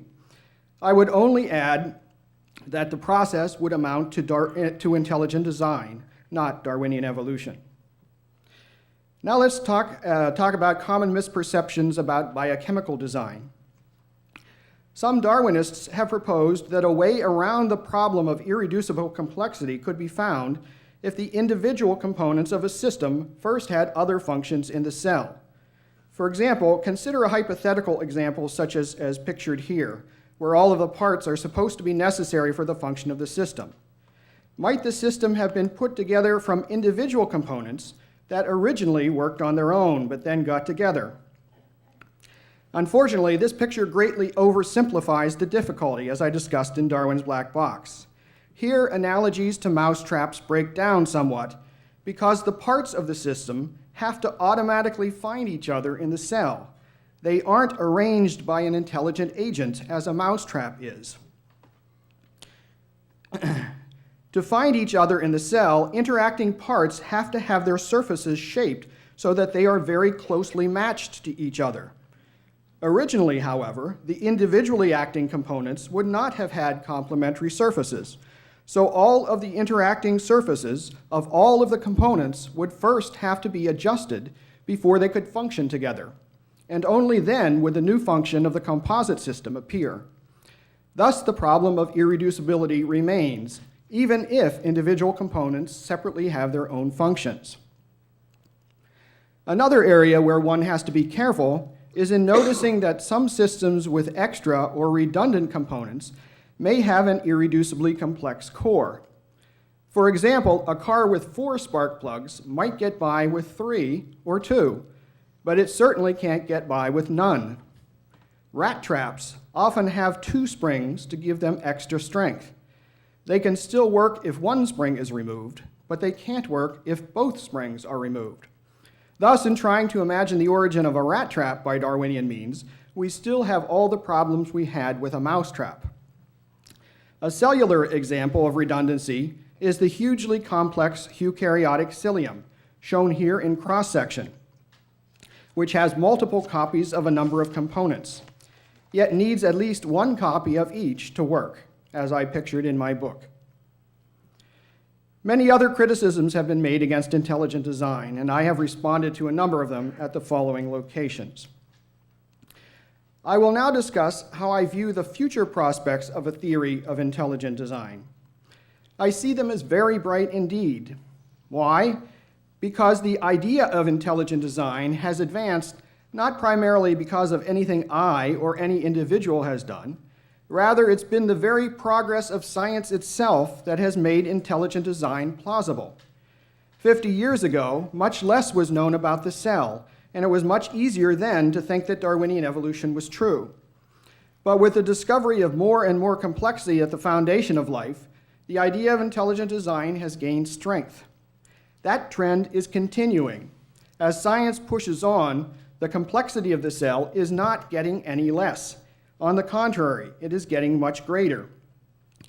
For example, a recent issue of the journal Nature carried the most detailed analysis yet of the total protein complement of yeast, the so-called yeast proteome. The authors point out that most proteins they investigated in the cell function as multi-protein complexes, not as solitary proteins as scientists had long thought.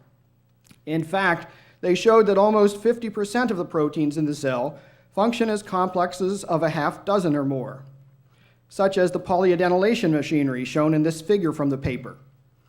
To me, this implies that irreducible molecular machinery is very likely going to be the rule in the cell, not the exception. We will probably not have to wait too long to see. Another example comes from a paper published in the Journal of Molecular Biology 2 years ago, which showed that some enzymes have only a limited ability to undergo multiple changes in their amino acid sequence, even when the enzymes function alone as single proteins, and even when the changes are very conservative ones. This led the author to caution that, quote, homologs sharing less than about 2/3 sequence identity should probably be viewed as distinctive designs with their own optimizing features.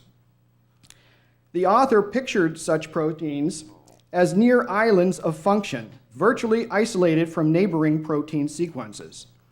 This may mean that even individual proteins from separate species that are similar but not identical in their amino acid sequence might not have been produced by a Darwinian process, as most scientists thought, and as even I was willing to concede.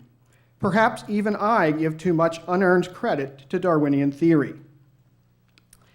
Finally, to show what specific research questions might be asked by a theory of intelligent design, I'd like to briefly describe a little bit of my own work.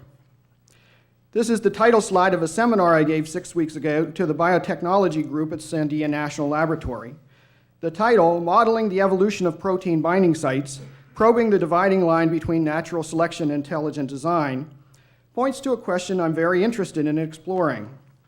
If you are someone like myself who thinks that some things in biology are indeed purposely designed, but that not all things are designed, then a question which quickly arises is, where is the broad dividing line between design and unintelligent processes?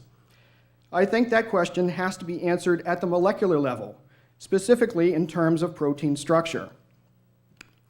Drawings of the bacterial flagellum picture proteins as bland spheres or ovals, but each protein in the cell is actually itself very complex. This ribbon drawing of bovine pancreatic trypsin inhibitor gives a little taste of that complexity. Now, proteins are polymers of amino acid residues, and some structural features of proteins require the participation of multiple residues. For example, up here, it's hard to see, but this yellow link is called a disulfide bond. A disulfide bond requires 2 cysteine residues. Just one cysteine residue can't form such a bond. Thus, in order for a protein that did not have a disulfide bond to evolve one, several changes in the same gene have to occur. Thus, in a sense, the disulfide bond is irreducibly complex, although not nearly to the same degree of complexity as systems made of multiple proteins. Binding is generally lost if any of the positions are changed. One can then ask the question, how long would it take for 2 proteins that originally did not interact to evolve the ability to bind each other by random mutation and natural selection, if binding only occurs when all positions have the correct residue in place? Although it would be difficult to experimentally investigate the question, the process can be simulated on a computer. Here is just a sample of the data I have generated over the past year or so. The filled circles are data points from a number of simulations, which were all fit by the following equation, the details of which I will not bother you with here. These results were presented last summer in Philadelphia at the meeting of the Protein Society. In the next slide, the log of the expected time to generate what I call irreducibly complex protein features is shown as a function of the log of the population size and the log of the probability of the feature. The yellow dot is the time expected to generate a new disulfide bond in a protein that did not have one if the population size is 100 million organisms. The expected time is roughly 1 million generations. The red dot shows that the expected time needed to generate a new protein binding site would be 100 million generations. Using data from these simulations, as well as Bill Dembski's concept of probabilistic resources, we can come to several broad, tentative conclusions. First, that undirected, irreducibly complex mutations cannot have been regularly involved in the evolution of large animals. The time frame would just be too long. And second, that undirected, irreducibly complex systems of the complexity of 2 or more protein binding sites cannot have been regularly involved in the evolution of vertebrates for the same reason. This work assumed that all mutations were neutral. Future work could investigate such questions as, what if intermediate mutations are selected against? And what happens if there is competition between irreducibly complex mutations and single-site mutations? The broad motivation behind this work is to start getting some good numbers to plug into Bill Dembski's explanatory filter, to try to come to a reasoned conclusion about where in nature design leaves off. In summary, I want to leave you with 4 take-home points. First, that the question is open. No other scientific theory has yet explained the data. Second, that intelligent design is an empirical hypothesis that flows easily from the data, as you can tell by looking at a drawing of the flagellum. Third, that there is no principle that forbids our considering design. And best of all, fourth, that there are exciting research questions that can be asked within a design framework. Thanks very much. Excellent timing. Okay, now we will play magical podiums, and I'll ask Mike to come over to this podium. Ken Miller will question Mike for 15 minutes, and Mike will retrieve his water glass. Oh, I'm a heavy drinker myself. I carry one of these around with me all the times. Okay, Mike, you made a central claim. And the central claim was that the machinery of the cell, you mentioned the bacterial flagellum, the eukaryotic cilium. In your writings, you've mentioned the blood clotting cascade were intelligently designed. We know that because these are all, by your definition, irreducibly complex systems. And another example of an irreducibly complex system is a mousetrap. As I understand the reasoning behind intelligent design, I want to ask you if I've got it right here. The evidence for design, of course, is at the bottom of this four-step statement. Let's start at the top. The cell contains biochemical machines in which if you lose a single component, it will abolish function, and that's your definition of irreducibly complex. I agree with you, by the way, that's correct, so I will stipulate number one is right. Number two, you said that any irreducibly complex structure that is missing a part is by definition non-functional, and that leaves natural selection with nothing to select for. You agree that's an important part of the reasoning? No, the underlined part is your words, not mine. We've done this before, folks, Ken and I, a number of times. And he's going to say that there are other functions that can't. Somebody turned off my microphone. Oh, no. That there are other functions that can be selected for, such as, well, Yeah. there So are other I just want to know if statement number two is a fair representation of your reasoning. No, it's Okay. not. Well, can you explain that? Because that's pretty much what you said. Any precursor to an irreducibly complex system that is missing a part is, by definition, non-functional. You said it. Okay. Here's what I meant, and I think it's clear from my book. It's that the system itself has a function. The mousetrap, can catch mice. Okay. If you take apart the mousetrap, you can, hammer the mousetrap to your door and use it as a door knocker or something like that. So, but the point is that the system itself does not function. Yes, that's it. Okay. Then you say, therefore, since there's no function, irreducibly complex structures cannot be produced by natural selection, and therefore, they must be the product of design, since natural selection is the only alternative. Have I got it right? Well, again, not quite. I don't mean to quibble with you, but I do not say that just because they can't be produced by natural selection, they're products of intelligent design. I try to go through the logic in my own non-philosopher way towards the end of the book about how we come to a conclusion of design and try to show that the systems meet that. Okay, what you said, of course, is that this, again, your words again. If a biological system cannot be produced gradually, it has to arise an integrated unit in one fell swoop for natural selection of anything to act upon. That's on the basis of which I put those four together. Yes, and later, in a later chapter, if you remember, I talked about Stuart Kaufman's work where he talks about complexity theory, which he thinks can produce systems in one fell swoop, but not by intelligent design. Lynn Margulis's ideas of symbiosis, which could produce new functions, but not by intelligent design. So I was just making the more limited point that you would have to get all the parts together for something to act on. And it's only later on, I think in chapter 9 or so, that I argued for intelligent design. Okay, but my point is that statement number two is really the core of the argument. And what I want to do is move ahead and examine that. And again, this concept of irreducible complexity, here is your definition of it again. Several closely matched parts in order to function. The removal of one of the components causes the system to stop functioning. It's very, very clear. Now, the poster child for irreducible complexity clearly is the bacterial flagellum. Both of you mentioned it. Bill has it on the cover of his books. My friend David DeRosier has written, it almost resembles a machine designed by a human, and about 50 genes are particular to the flagellum and its chemosensory machinery. And it is an extraordinary structure. I agree with you completely on that, and I think so do all biologists who have looked at it. However, here's the point. Let's suppose we test your idea of irreducible complexity. We start with a 50-part bacterium, 50-part bacterial flagellum. We take away 40 of the parts. And what that does is it leaves just 10 parts behind.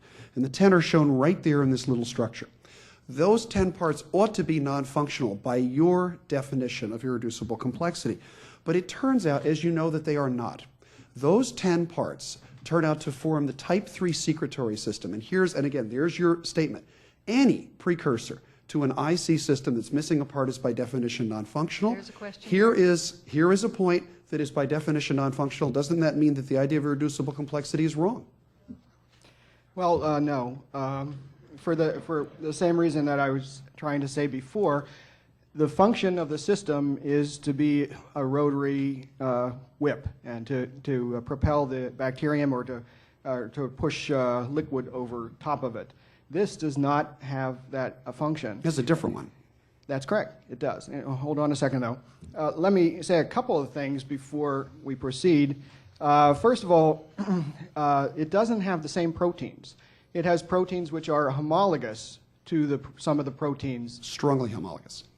That's correct. Okay. Well, homologous. And again, with the results from that paper that I cited, it's no longer something safe to say that we can be sure that we started from this homologue, went to this one by a Darwinian process. And that's one thing. I didn't raise the issue of process, Mike. All I said was, here's a subset of the parts, they work. Well, yeah, the problem comes in when you say a subset of the parts, because the amino acid sequences of these things are different. And not only that... Just different enough to tell them apart. Not only that, but it also has other proteins which work with the type 3 secretory system. So this does not form a complete system. A second thing, a point which might be relevant for the audience to consider, is that I think where Ken's going with this is he's going to say, well, maybe we could start out with something like this. No, that's not where I'm going. Okay, well, let me say it anyway. Start with something I didn't realize you got to make another statement. I want to question you. Please don't answer a question I'm not going to ask. Go ahead. Okay, so the point stands that a subset of these proteins is functional in a different context. And that's the bacterial flagellum. Let's look at a couple of the other guys. Let's look at the clotting pathway. This is the way in which blood clots. You call this the Rube Goldberg in the blood. Great stuff. And the clotting pathway is extremely complex. It produces a clot around the red blood cell. And what you wrote in your book is that none of the cascade proteins, these proteins, are used for anything except controlling the formation of the clot. That's very clear. Yet, in the absence of any of the components, blood does not clot and the system fails. Again, your words. Now, here's the hard part for me. Remember you said in the absence of any of the components, blood does not clot and the system fails. One of those components that you've talked about is called factor 12 or Hagemann factor. And you'd think if we take it away, the system should fail. So there shouldn't be any living organisms that are missing Hagemann factor. But it turns out, lo and behold, that there are some organisms that are missing Hagemann factor. I've crossed them off up there. And those organisms turn out to be dolphins and porpoises. They don't have it. I assume that statement, therefore, is incorrect and has to be changed? Well, first of all, let me express my condolences for the dolphins. I assure you, you don't have to do condolences. They do fine. Okay. That's well, the point. That's it's the theory of irreducible complexity that needs condolences at this point, because that's what's happening. Well, if you read my book a little more closely, you'll see that I talk about both the intrinsic and extrinsic pathway. I say that they can use both of them. And you'll see that when I talk about irreducible complexity, I say the details of the pathway beyond Christmas factor and so on are rather vague. So so I said we'll confine my argument to those. But nonetheless... Yeah, but your own words are up here, and you point out Hagemann factor, factor 12, and so forth. So they're part of that system. Well, nonetheless, let me point out that if you do delete prothrombin, if you delete tissue factor... Well, I'm asking about Hagemann factor. I'm sorry? I'm not deleting those. My question is straightforward. You said you couldn't delete them. Nature's done the experiment, it deleted them. Doesn't that disprove the hypothesis? And you're talking about deleting other ones. You're right, there is redundant components in the blood clotting system. So it's not irreducibly complex? In the same sense that a rat trap is not, that's correct. Okay, so again, your use of that as an irreducible complex system breaks down upon inspection. Now let's look at the cilia, because you said how beautiful this structure is. And let's take away not one part, not two, not three, not four. Let's take away 5. And the parts that I've just X'd out here. And that would include the central doublet, the outer dining arms, the cross links, and a whole series of other components. And that's what we'd be left with. And once again, nature has done the experiment. Your system, you call it irreducibly complex. Any irreducibly complex system missing a part is by definition non-functional. We take away the parts, and does it work? Well, that's the cross-section of the flagellum of an eel sperm. And whatever else one thinks about eels, and some people in the audience may have strong feelings about them, eel sperm is fully functional because its job is to make baby eels, and it's good at it. What does one do when it was told a system is irreducibly complex? Finds systems missing parts, and they're still working. Well, one reads a little more closely, and one sees that I said in my book that it was required to have microtubules, linkers, and motor proteins. Indeed. And indeed, I pictured, and as a matter of fact, I showed the picture from my book here, that in fact all of those structures have those. And the experiment has been done. If Okay, you take, so the actually irreducible complex system is smaller than this. It's smaller core, right? And if you take away one of those components, then the system fails. Okay, very good. Now, one of the things I like about your ideas is they provided us a test, an empirical test, for the idea of intelligent design. And once again, I maintain, even though I think both you and Bill have self-consciously tried to sort of misstate irreducible complexity to get out of it, and that is that the parts of these systems ought to be useless on their own because as you put them, natural selection would have no way to make them, and evolution basically predicts that the parts do other jobs. Well, can I just stop you there a second? First of all, I wish you wouldn't say that we are intentionally trying to misrepresent something, because we're not. The second is that I never said that they are useless on their own. As a matter of fact, if you read closely in my book, I talk about the microtubules being used in other things, dining motor proteins being used in other things, and so on. And I clearly say that, just as I said here tonight, even though they can be used for other things, the problem of irreducibility remains. Yeah, but you also said that natural selection has no way to make them. And the major components of the cilium include proteins like tubulin, dynein, and actin, and these have distinct functions in the cell that are unrelated to ciliary motion. So what can one make of the main argument, which is the parts of an irreducibly complex structure have no function on their own? And remember, your statement, any precursor that's missing a part is by definition non-functional, but it turns out that these individual parts are fully functional elsewhere in the cell. And there's a selectable function for each of them, and doesn't that mean the argument is wrong? Well, no. I think, perhaps, something in my speech isn't getting through, but I'll just appeal to the audience. I did not say they have to have no function whatsoever. By definition, non-functional. I said that the function of the system is missing. I'm happy to admit that similar proteins can have other functions in the cell, but the system loses its function. Yeah, your words, I think, speak for themselves. Okay, I don't know. The way I see it, Mike, is that the reasoning behind intelligent design is contained in this slide, which is the one that we talked about before. And point number 2 is the inference that we can really judge in an empirical basis. And what I've just shown in those 3 systems, which are your systems, is that that vanishes upon inspection because those parts are useful, and therefore the 2 conclusions vanish as well. But let me go to the mousetrap, since we brought it up, and I have a mousetrap here for anyone who doesn't remember what they look like. They've got 5 parts. Good for you. Excellent. Excellent. The mousetrap, if you have stock in a mousetrap company, Behe and I are responsible for your rising stock. Now, some of you may have noticed that I'm wearing a mousetrap tie clasp. This is a mousetrap from which I have removed 2 parts. Just as Mike said, doesn't work as a mousetrap, works fine as a tie clasp. Hang on. Okay, sorry, I didn't realize who I was talking to. Sorry, Jimmy. Okay. 2 parts of the mousetrap do very well as a keychain. I'll be selling these as souvenirs later on. And 1 part from the mousetrap is quite good as a toothpick. And the point is that the parts of an irreducibly complex machine are fully functional for different purposes. And here's my closing question, Mike. You've brought us 4 systems as examples of irreducible complexity. And what we've seen as we've gone back and forth is that every one of those systems breaks down upon inspections. The type 3 secretory system still works, although it's lost 75% of its proteins. The clotting cascade still functional despite losing a protein. Smaller parts of the mousetrap still work. Tubulin and dynein still function outside the cilium. If ever any idea was subject to an empirical test as easily as the idea of irreducible complexity, this is it. And it looks to me and to anyone who else is looking, this idea has failed in every single test. Mike, Well, would you I- like to take a minute to respond? Yes, thank you. I appreciate your point of view, but I disagree with you. Your use of the mousetrap is very interesting. I discussed that on that website that I flashed up there. Ken has posted some stuff on his website. Anybody who wants a full discussion that can go beyond the time limits we have should look those things up. But as Bill said, in these mousetrap things that Ken does, you know, he's using his intelligence to rearrange parts. Furthermore, you know, I ask members No of parts rearranged. it's my turn. I ask people, men in the audience who have tie clips, to take a look at them. Do they look anything like that? If so, I'm sure you're not here with a girlfriend or your wife. And that's because tie clips would be formed more practically.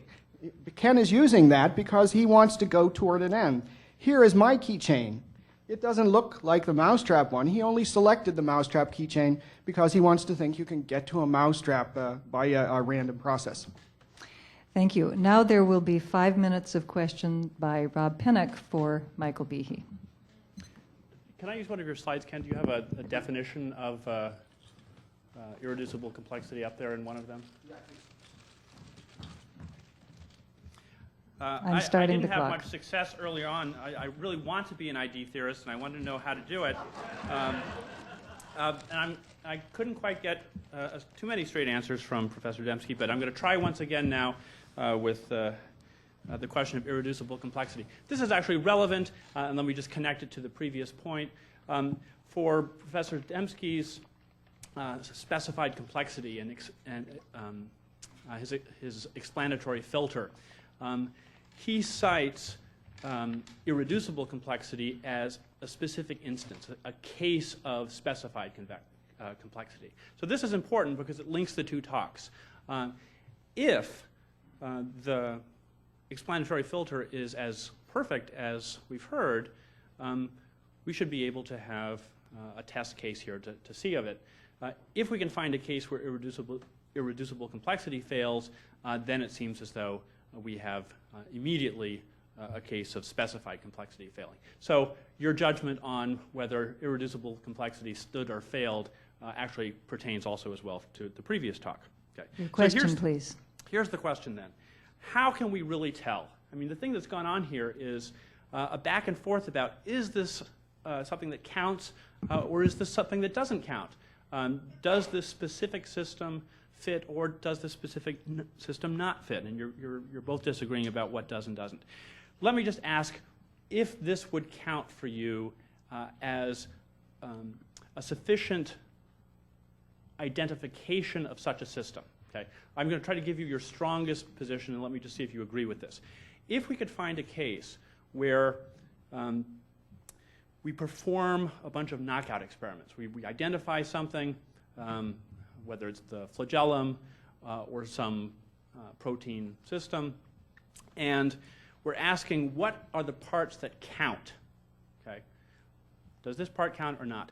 Would you be satisfied if we performed a series of knockout experiments and just said, here are all the components such that if we knock these things out and every one of them gets knocked out, that will just call the irreducibly complex system.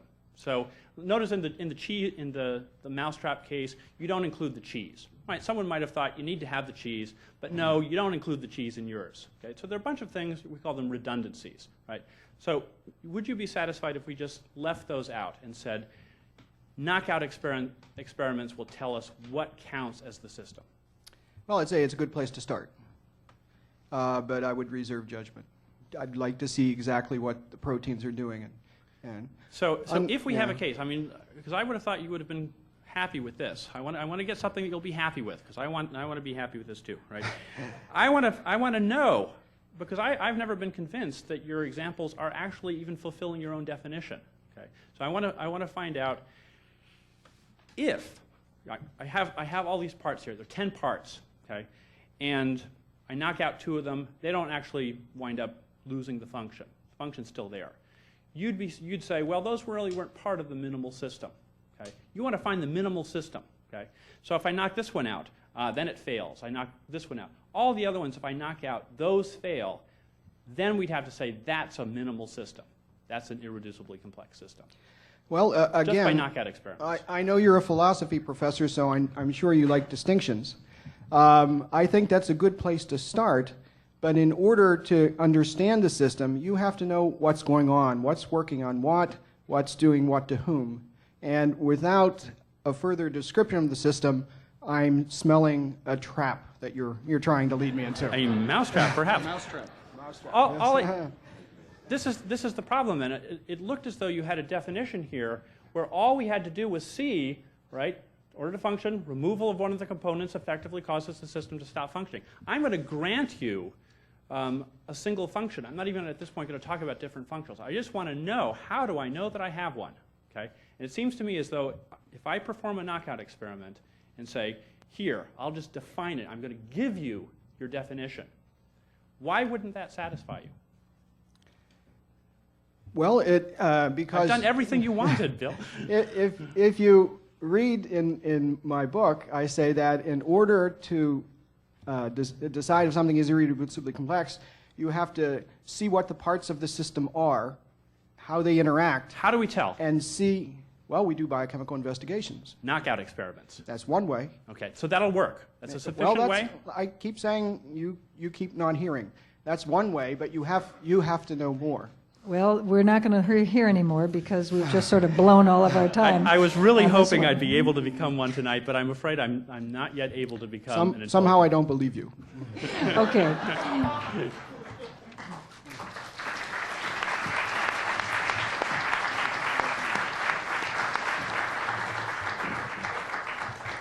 We have a short amount of time for questions from the audience. Not a whole lot of time, I'm afraid, but a little bit of time.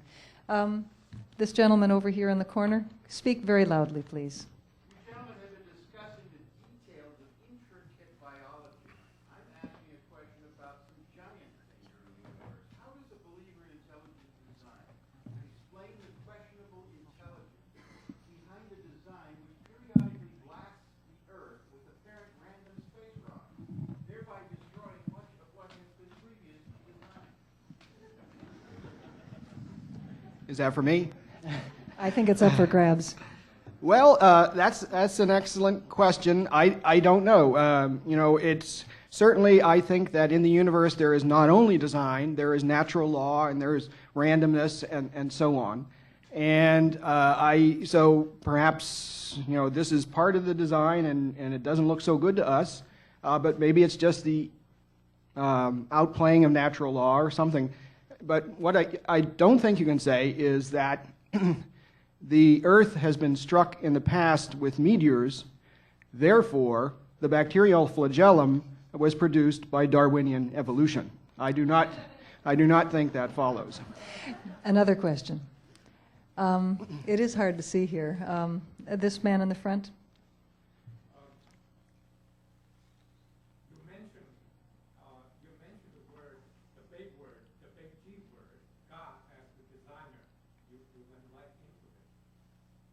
As a science, as a criterion science, in contrast to gravity, Einstein designed his own theory to be falsified. That is, when we have the solar eclipse, we'll find out whether it reflects the light or not. And subsequently, it did. I was wondering, as a criteria of science, how would you falsify the scientific theory of designer G? And to whom are you directing the question? Okay.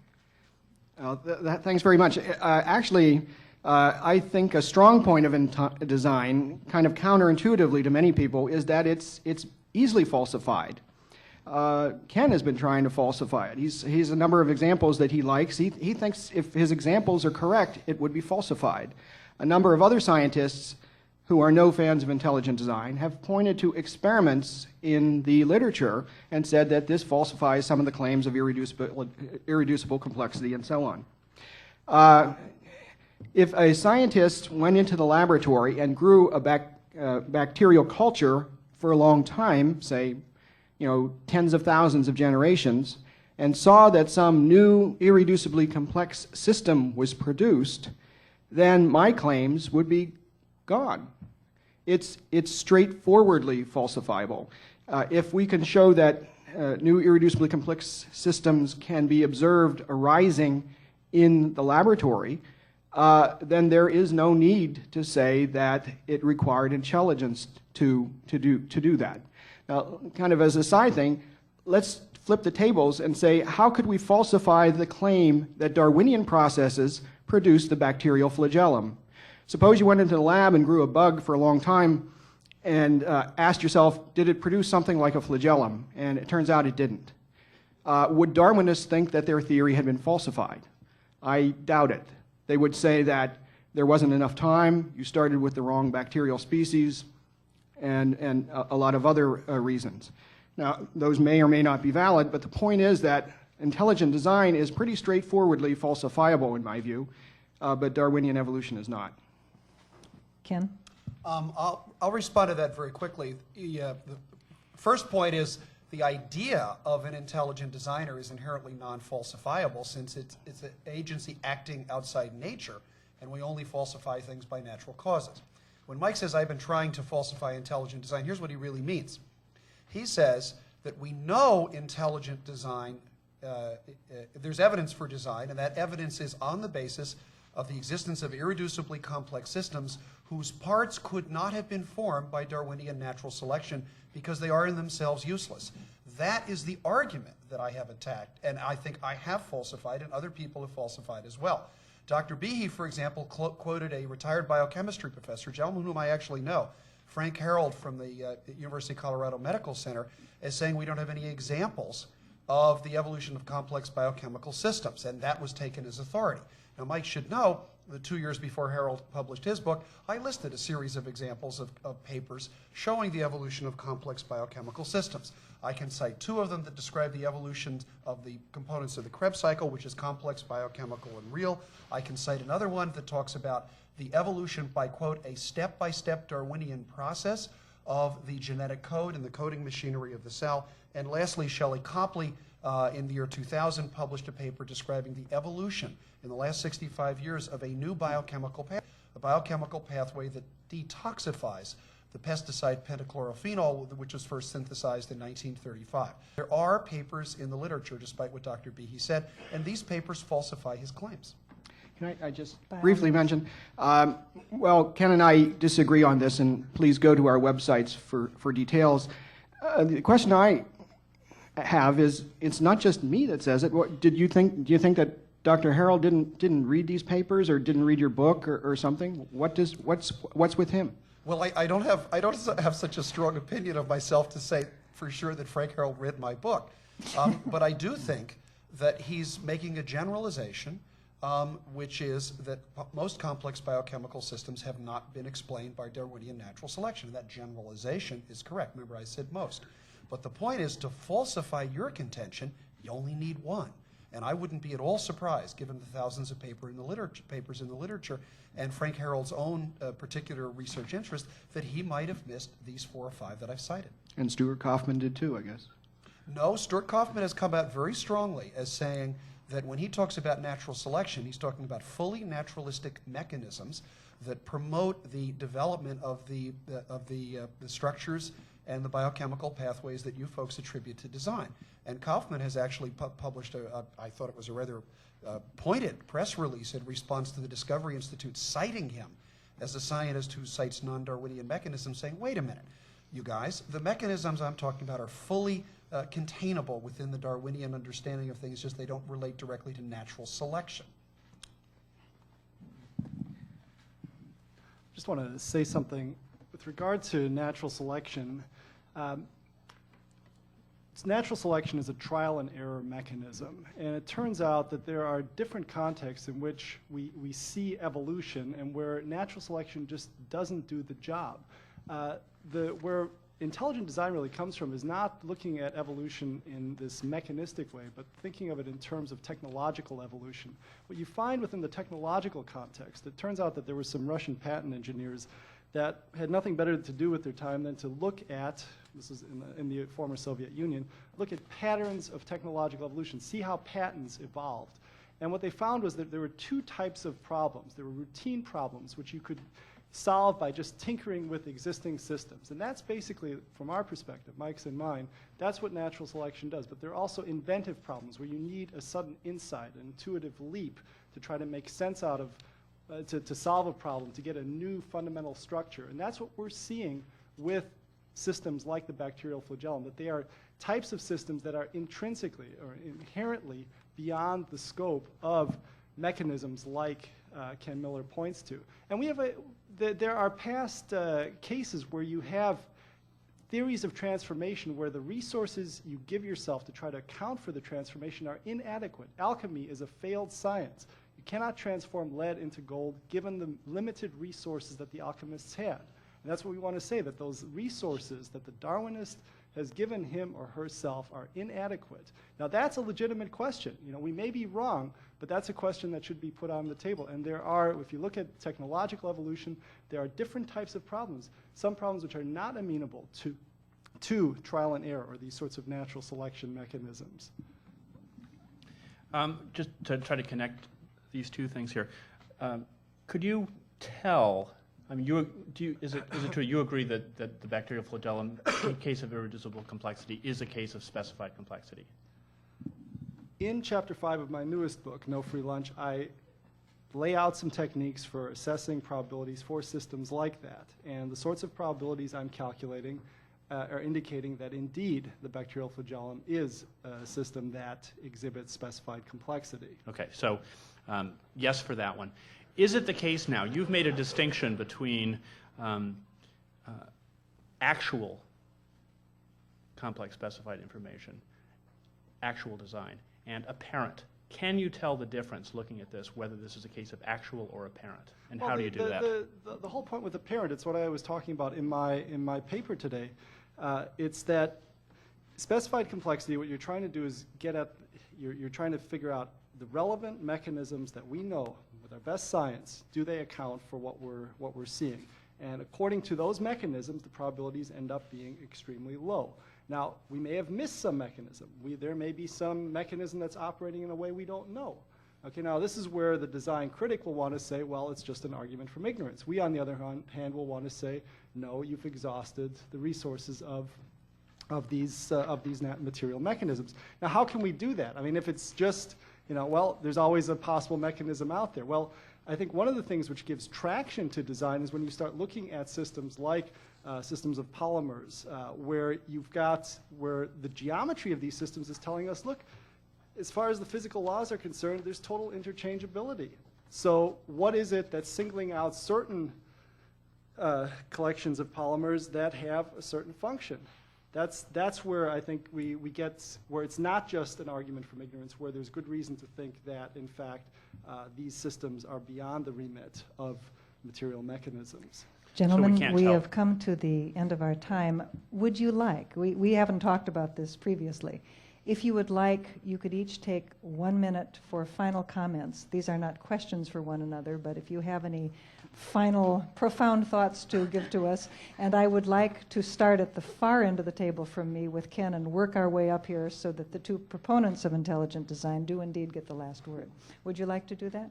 You don't have to take your minute. These people are probably awfully, your ischial callosities are probably, it's too bad they didn't stay in the hominid line here because you're probably very tired of sitting, but would you each like to take a minute? Anthropology, what can I say? Okay, Ken, you may have 1 minute. That was a very disruptive introduction. You have 1 minute. We all need a moment to compose ourselves. I'll answer as quickly as I can. I think intelligent design theory, as has been presently put forward, fails the empirical scientific test, and it fails it on every score. Every single prediction that has been made by Mike, for example, with regard to biochemical systems, breaks down upon inspection and requires a constant retreat from saying, oh, the system is smaller, and oh, I meant it applied to the whole system, not to individual functions, and so forth and so on. And that's one of the reasons why this idea has attracted very little, if any, scientific support. And I'd also like to point out to Professor Dembski that there is a way to test his ideas, and it would be a very interesting test. And that is to take the very experiment from the PNAS paper that I cited that talked about the increase in fitness and the number of gene duplications and amplifications and deletions that produce that, and put that into his calculations based on the explanatory filter to see if it is predicted as being impossible. If his technique says that what happened under the eyes of an investigator is impossible, it means that his technique is wrong. And I'd be interested in trying to make that test. I'd be interested in collaborating with you on it. Rob, would you like to take 1 minute? Sure. This is something where the test of a scientific theory in part is, can you tell what it is? Can you be specific? This is the heart of Professor Dembski's view, specified complexity, being precise, being specific. Try as I might, I can't get a specific answer to some specific things. Here's the issue, though, about a test case. If specified complexity is the way to find this out, then we should be able to identify, here is a case that has it, right? If irreducible complexity is meant to be an instance of that, we should be able to find a case that has it. Until we can identify what does, what doesn't, we're not in any way able to test this. In Professor Dembski's own definition of how the explanatory filter works, the options that are swept clean, he says we sweep the field clean of probabilities. He says we do this relative to the set, I'll quote here, relative to the set of all chance hypotheses in the light of our context of inquiry. That's to say, the ones we've thought of. Thank you. And Mike, would you like to have a comment? Thanks. Well, I, of course, as you might guess, I disagree with Ken. I think irreducible complexity and the tenets of intelligent design are doing well. But here I want to say, this is a lot of fun. I really enjoy trying to get these ideas out and discussed in public. But it really matters little what we four here are saying, because it's the progress of science that's going to settle this once and for all. And as I said, 50 years ago, it was a lot easier to believe Darwinian evolution is true. In the next 20 years, we'll learn a lot more about the cell, and I'm really rather confident that design will be vindicated. Thank you, and thank you for being short. Hey.